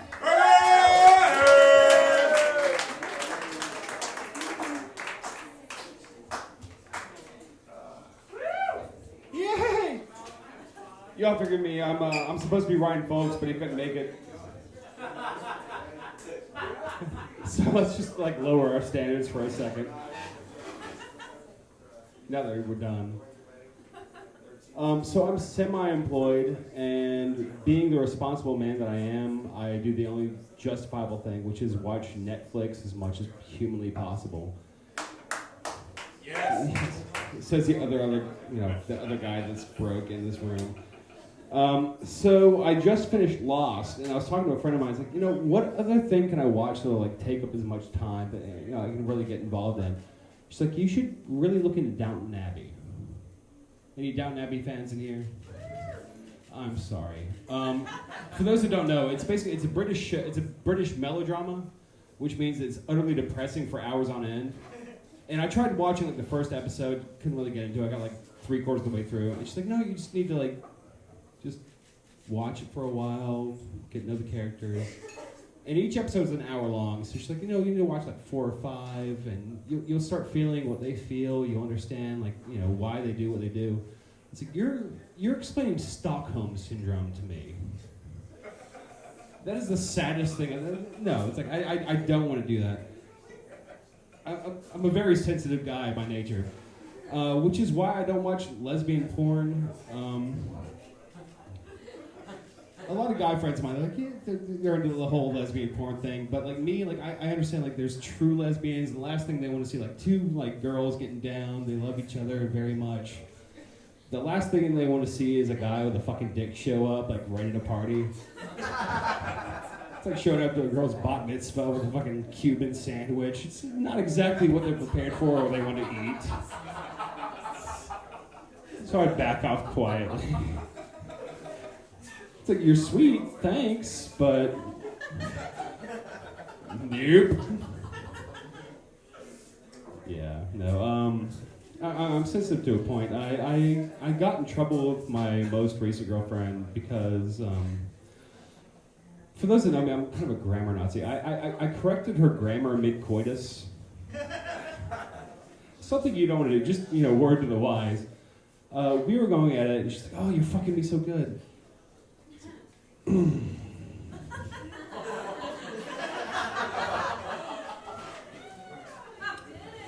Well, I'm fucking you well. And she kind of like stopped and shook it off because she knows I'm kind of, I'm kind of a dork. And she kind of shook it off. She's like, whatever, just put it back in. Like, don't end a sentence in a preposition. Now I give her points for punctuation because she was on her period, so. It's a menstruation joke. Lols. Lamau. No, I've been around OkCupid. I've actually had a lot of success on online dating sites, so I figured I'd throw my boy a bone. I put a profile for Jesus on ChristianMingle.com. Yeah, my grandma wasn't too down on that. She wanted to support me Christians, but I mean, I figured I was like being nice to the guy. I put under interest like long walks in the desert, water sports, wine, hanging out, fucking woodpeckers. What the hell was that? That was the light? Jesus is mad. Form of iPhone. Was he a Wonder Twin? Jesus Christ. Well, I'll end on this one. God damn. That was the fastest 4 minutes ever. So I dated one of these hippie chicks. Let me back up. There's a growing epidemic in Asheville that I think we all need to address. Fucking hula hoop girls.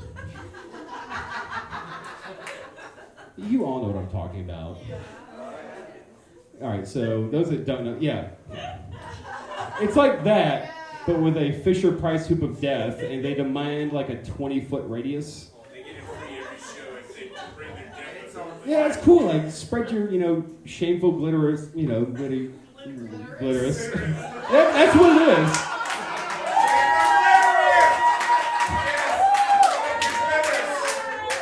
And Webster, here I come. Literally. So anyway, if you'll allow me, I have 30 more seconds. So I used to date one of these girls, and I tried to figure out, kind of respond to her, and she's like, you know what? Sometimes I have a bad day. I need to go out there and express myself. I need to hoop it out, which makes no fucking sense to me whatsoever. So, working in the service industry, I've bounced a lot of places. The last thing I do when I see one of these girls show up with their fucking thing is, you know what? She's had a bad day, everybody. Back up. Yeah, I know. It's crowded, it's cool. Yeah, that's my taint. It's okay. God bless you, hula girl. You're so brave. And that's my time. Wait, could you do that again? Yeah. You're going for the photo, not your time. You're so brave. I got it. Alright, perfect. Say ting. And scene. Say ting. Genius! Cut!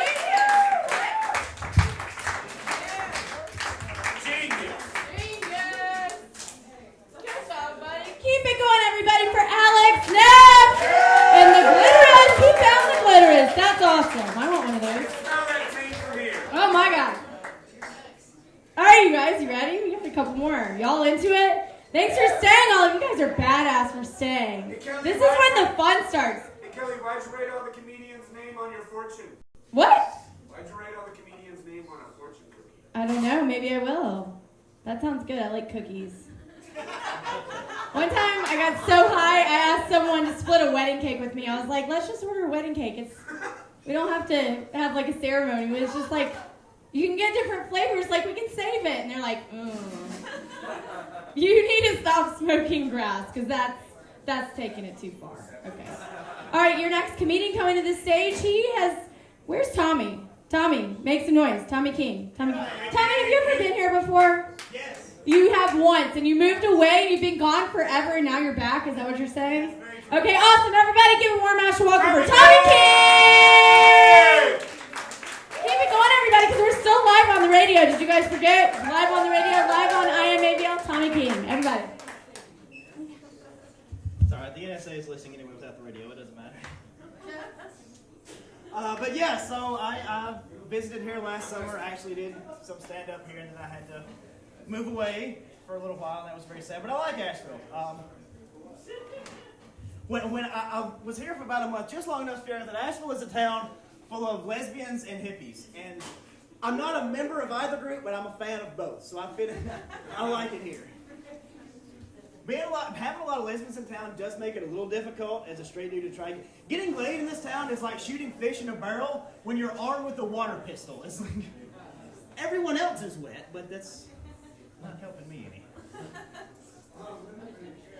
I went to the downtown After 5 thing, and this was described to me as being a New Orleans style street festival, and it really was, except for all the white people.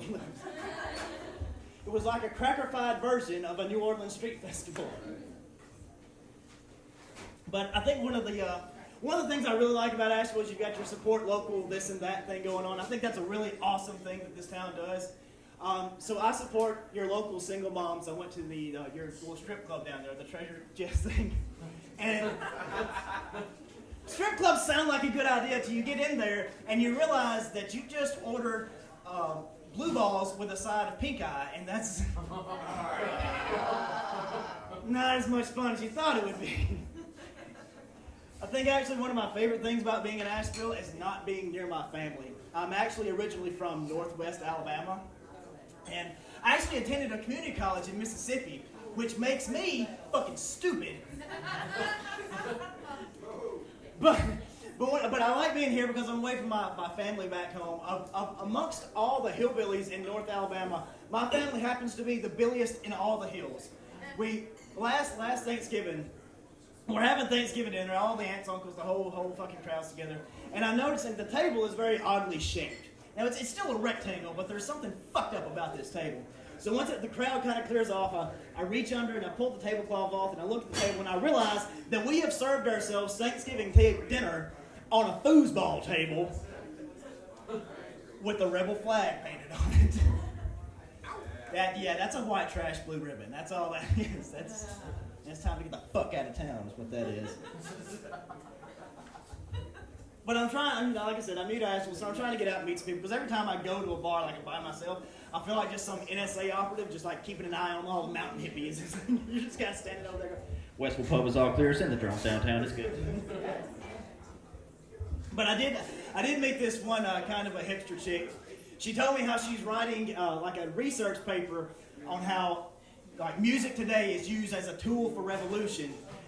I was like, well, that's easy. I can sum that up in 2 words. It isn't.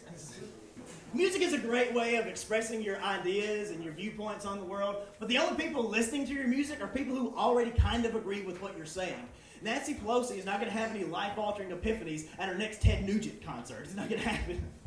Rush Limbaugh is not going to pick up his Ani DeFranco CD and go, holy shit!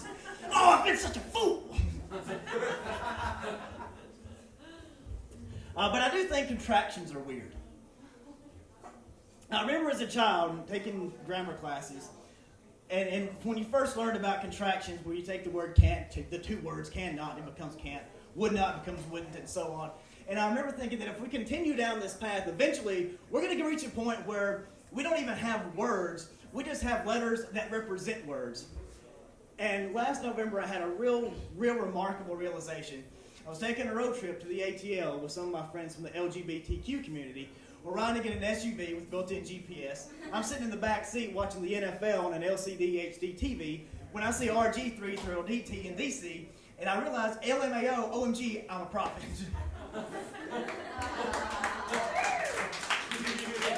Ladies and gentlemen, get up again for Kelly.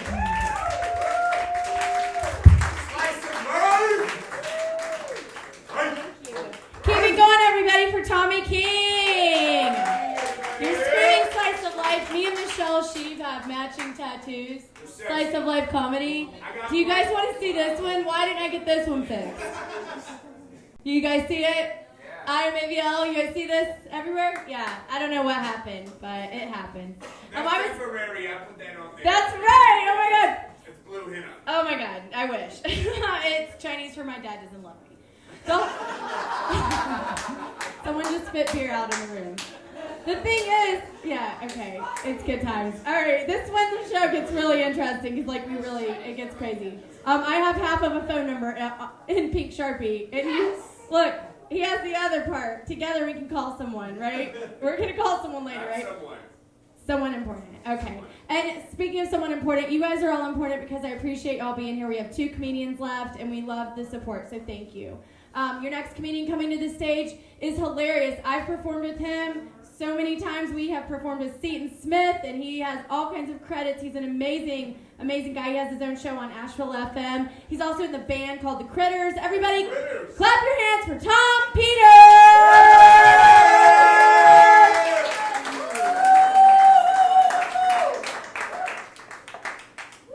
Oh, thanks, everybody.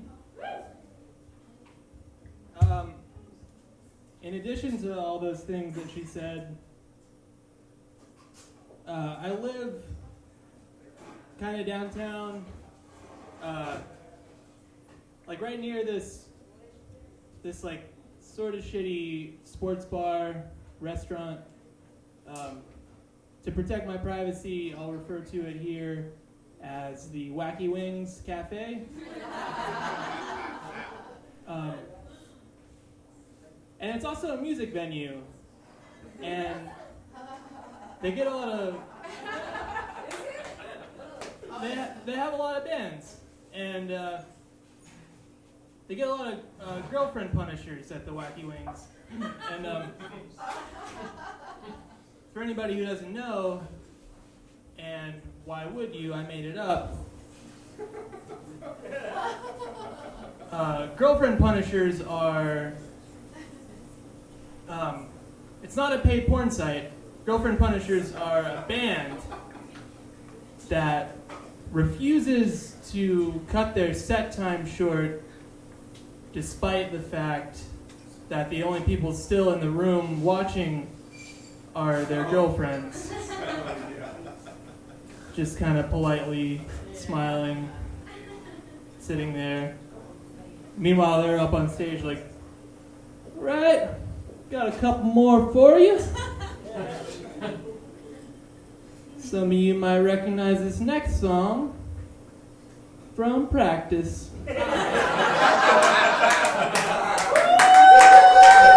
Love you, baby. 1, 2, 3. It's girlfriend punishers. It's funny because it's true. Got some girlfriend punishees. I know.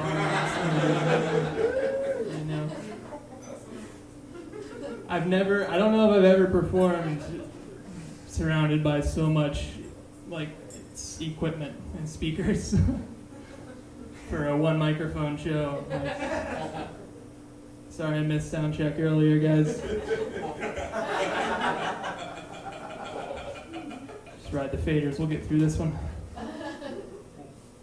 I got some bad habits, as we all do, and that's fine. But the problem is when you start combining your bad habits. Like, I bite my nails, as I'm sure a lot of you guys do, and it's like they're always just all mangled and gross. And like, I have another bad habit of leaving empty beer cans around my room.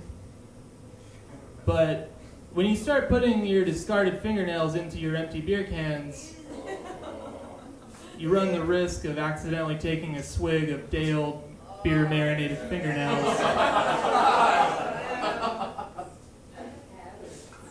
It's just a texture God never intended. Like,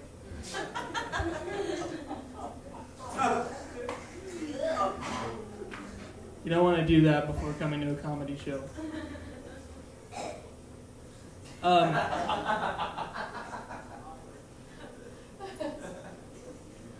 Guys liking those deals over at Pizza Hut these days?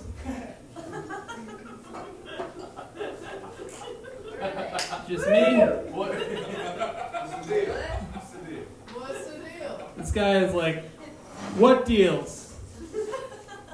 Finally, somebody said it. I haven't gotten a coupon mailer in months. That's what that guy said. Anyway, I got a pizza from Pizza Hut not too long ago, and it was kind of a disappointing experience, if you can believe it. Like after I ordered it, I left to go pick it up, expecting to arrive at like the classic Pizza Hut of my childhood memories, you know, with like the defining red shingled roof and everything. And I got there and it was just like in an abandoned strip mall. And I walked in and it's just like a counter with a guy. Like, it's more like Pizza Bodega at this point. Like, is this a front for something? I don't understand. Because, like, even our exchange seemed so seedy. Like, I gave the guy my name.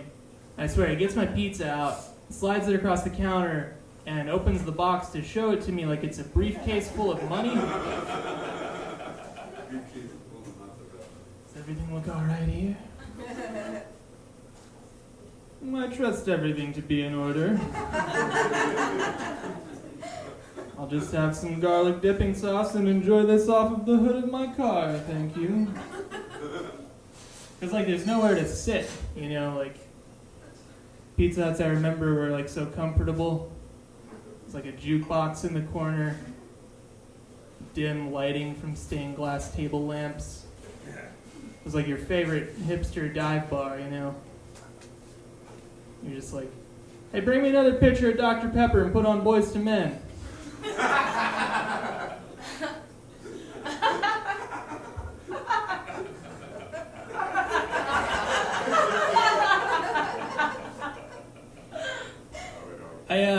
I feel like I was prepared for bar culture from a very young age in a lot of ways, though. Like, you know, Chuck E. Cheese, that like ticket prize counter, that's bar training if you think about it. You're like shoulder to shoulder with a bunch of other kids waving your tickets around, trying to get some guy's attention. He finally comes over to you and you're like, yeah, let me get friendship ring, couple soccer ball erasers, and a slap bracelet for that girl. Feel like it'll make her like me more somehow. I'm trying to get laid. Hey, what's that mean, by the way? Hey, did I ever tell you about how high I can jump? Like there's some kid that's just like making small talk with the ticket guy while he's trying to do other shit. Hey, did I ever tell you about the time I saw a frog? Well, get out of your hair.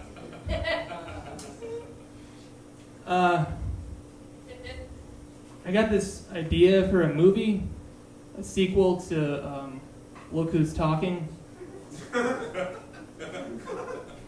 called Look Who's Talking to Me, starring Robert De Niro and several parrots, also voiced by Robert De Niro.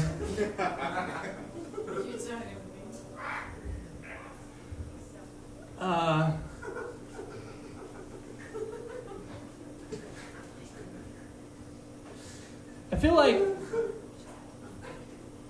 this is the last thing I'll say. I feel like the only person to whom it should be okay to say go back to Africa is Dave Matthews. We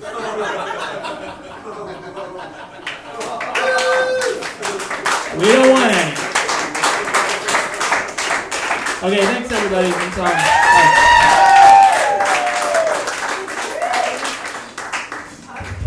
Keep it going, everybody, for Tom Peters! Oh my God! One more time, everybody. I'm having fun. I hope you are. Cheers. comedian, and your last comedian of the night coming to this stage is a writer for Asheville Disclaimer. He won a scarf here. I made it. He wears it. I love him. Everybody clap your hands for Joe Shelton.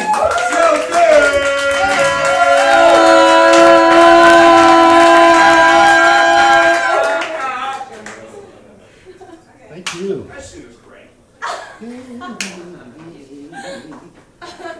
Okay. I don't do all that. Let's give it up. Let's give it up. But I'll tell you, you comedy stalwarts, you last few. Yes! Cheers. Cheers to you, you seven, you magnificent seven. That's right, ladies. All right. So, well, I just turned 40. No. 6 years back, and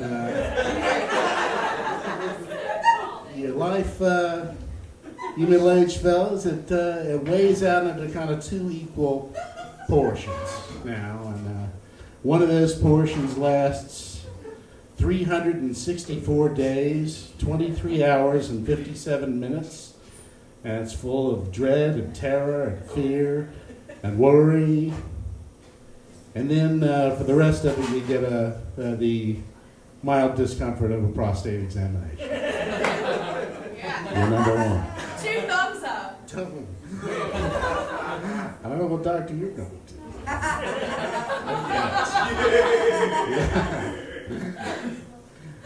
Wow. Yeah. So I stop in on my fabulous doctor, and he says last time, right after I'm number one, he says, hey man, you need to lose a little weight. Nothing gets by this guy. It's incredible. They don't just hand out medical degrees on the street corner. And I says to him, doc, physical fitness just seems like this unattainable thing, just this tremendous mountain to climb. And he says, well, he went a little Eastern mysticism on me. He says, now, Joe, what you have to understand is that the journey of 1 million steps begins with just you getting off your fat ass once in a while. Jesus, Tuppy. Yeah. The doctor. I should have gotten something for the old allergies. Did you hear Kent earlier? Yes. He's rough. He's rough. He's rough for the night. But yeah, I'm having kind of the eye thing. It's the bloodshot eyes. It's just, it's barely noticeable, sort of like a pothead with conjunctivitis being strangled during a world record bench press. I could squirt blood out of my eyes like a clown's boutonniere. But so I go to a major retailer and I pick up your Bausch & Lomb soothing allergy eye drops, and I'd like to give a little plug for those drops, except that they don't work worth a shit. And they were very soothing, in the sense that being eye socket raped by an alien creature that shoots battery acid out of his penis would be soothing. I'm soothed. Bausch & Lomb. Buy stock now. Let's put the old point on this exclamation here. What do you say? You're all laughed out, I can tell. You've had enough. No? You haven't had enough? All right, well, I'll give you a couple of the movie bits and then bing, exclamation, pow, point. Saw this James Franco feature on DVD, and I didn't care for it. It was 127 hours or some bullshit. This guy goes, the James Franco character goes on a hiking trip, and he's ill-prepared. He's climbing out of a little ravine, and he gets hold of a boulder, and it kind of slips around and falls and traps his penis. And he's terrible. He's terrific. He's totally unprepared. He's only brought 2 things with him on the whole trip.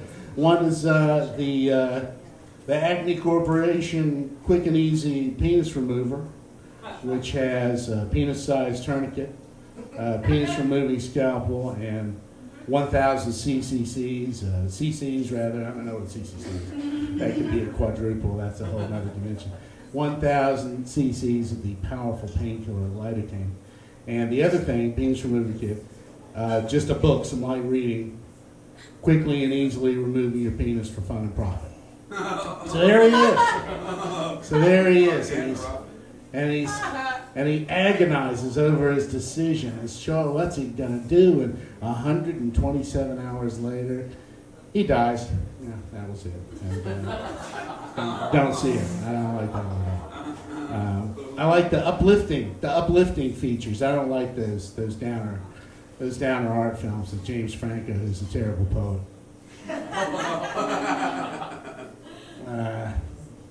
I checked out the Wes Anderson pictures. They make me laugh. And, I checked out this Moonrise Kingdom. Very cool Moonrise Kingdom. A couple of young lads, I'm sorry. There's a young lad, 14, falls in love with a young girl, 14. They're kind of outcasts of society, and they run away together. And kind of the big money sequence. They're on this little beach, and they're half naked, and they're feeling each other up, and they're kissing and all this stuff. And I had to tell you, I was strongly uncomfortable being the only person masturbating in the theater. They're so judgmental. Hey, listen, why don't we all go masturbate on our own time right now? What do you say? Kelly Ray, associate, Slice of Life Comedy. God bless you for listening to my rage. Good night. Live well. Keep it going, everybody, for my friend Joe. Everybody get in. Everybody. I want all of you to come up here for a group shot. Thank you so much for coming. I love you, I am Abiel. I love you, Asheville FM. We love you. Thank you so much. It's time for a group photo. And check that out online. Oh, we get all the people. She was happy to see us and we go to the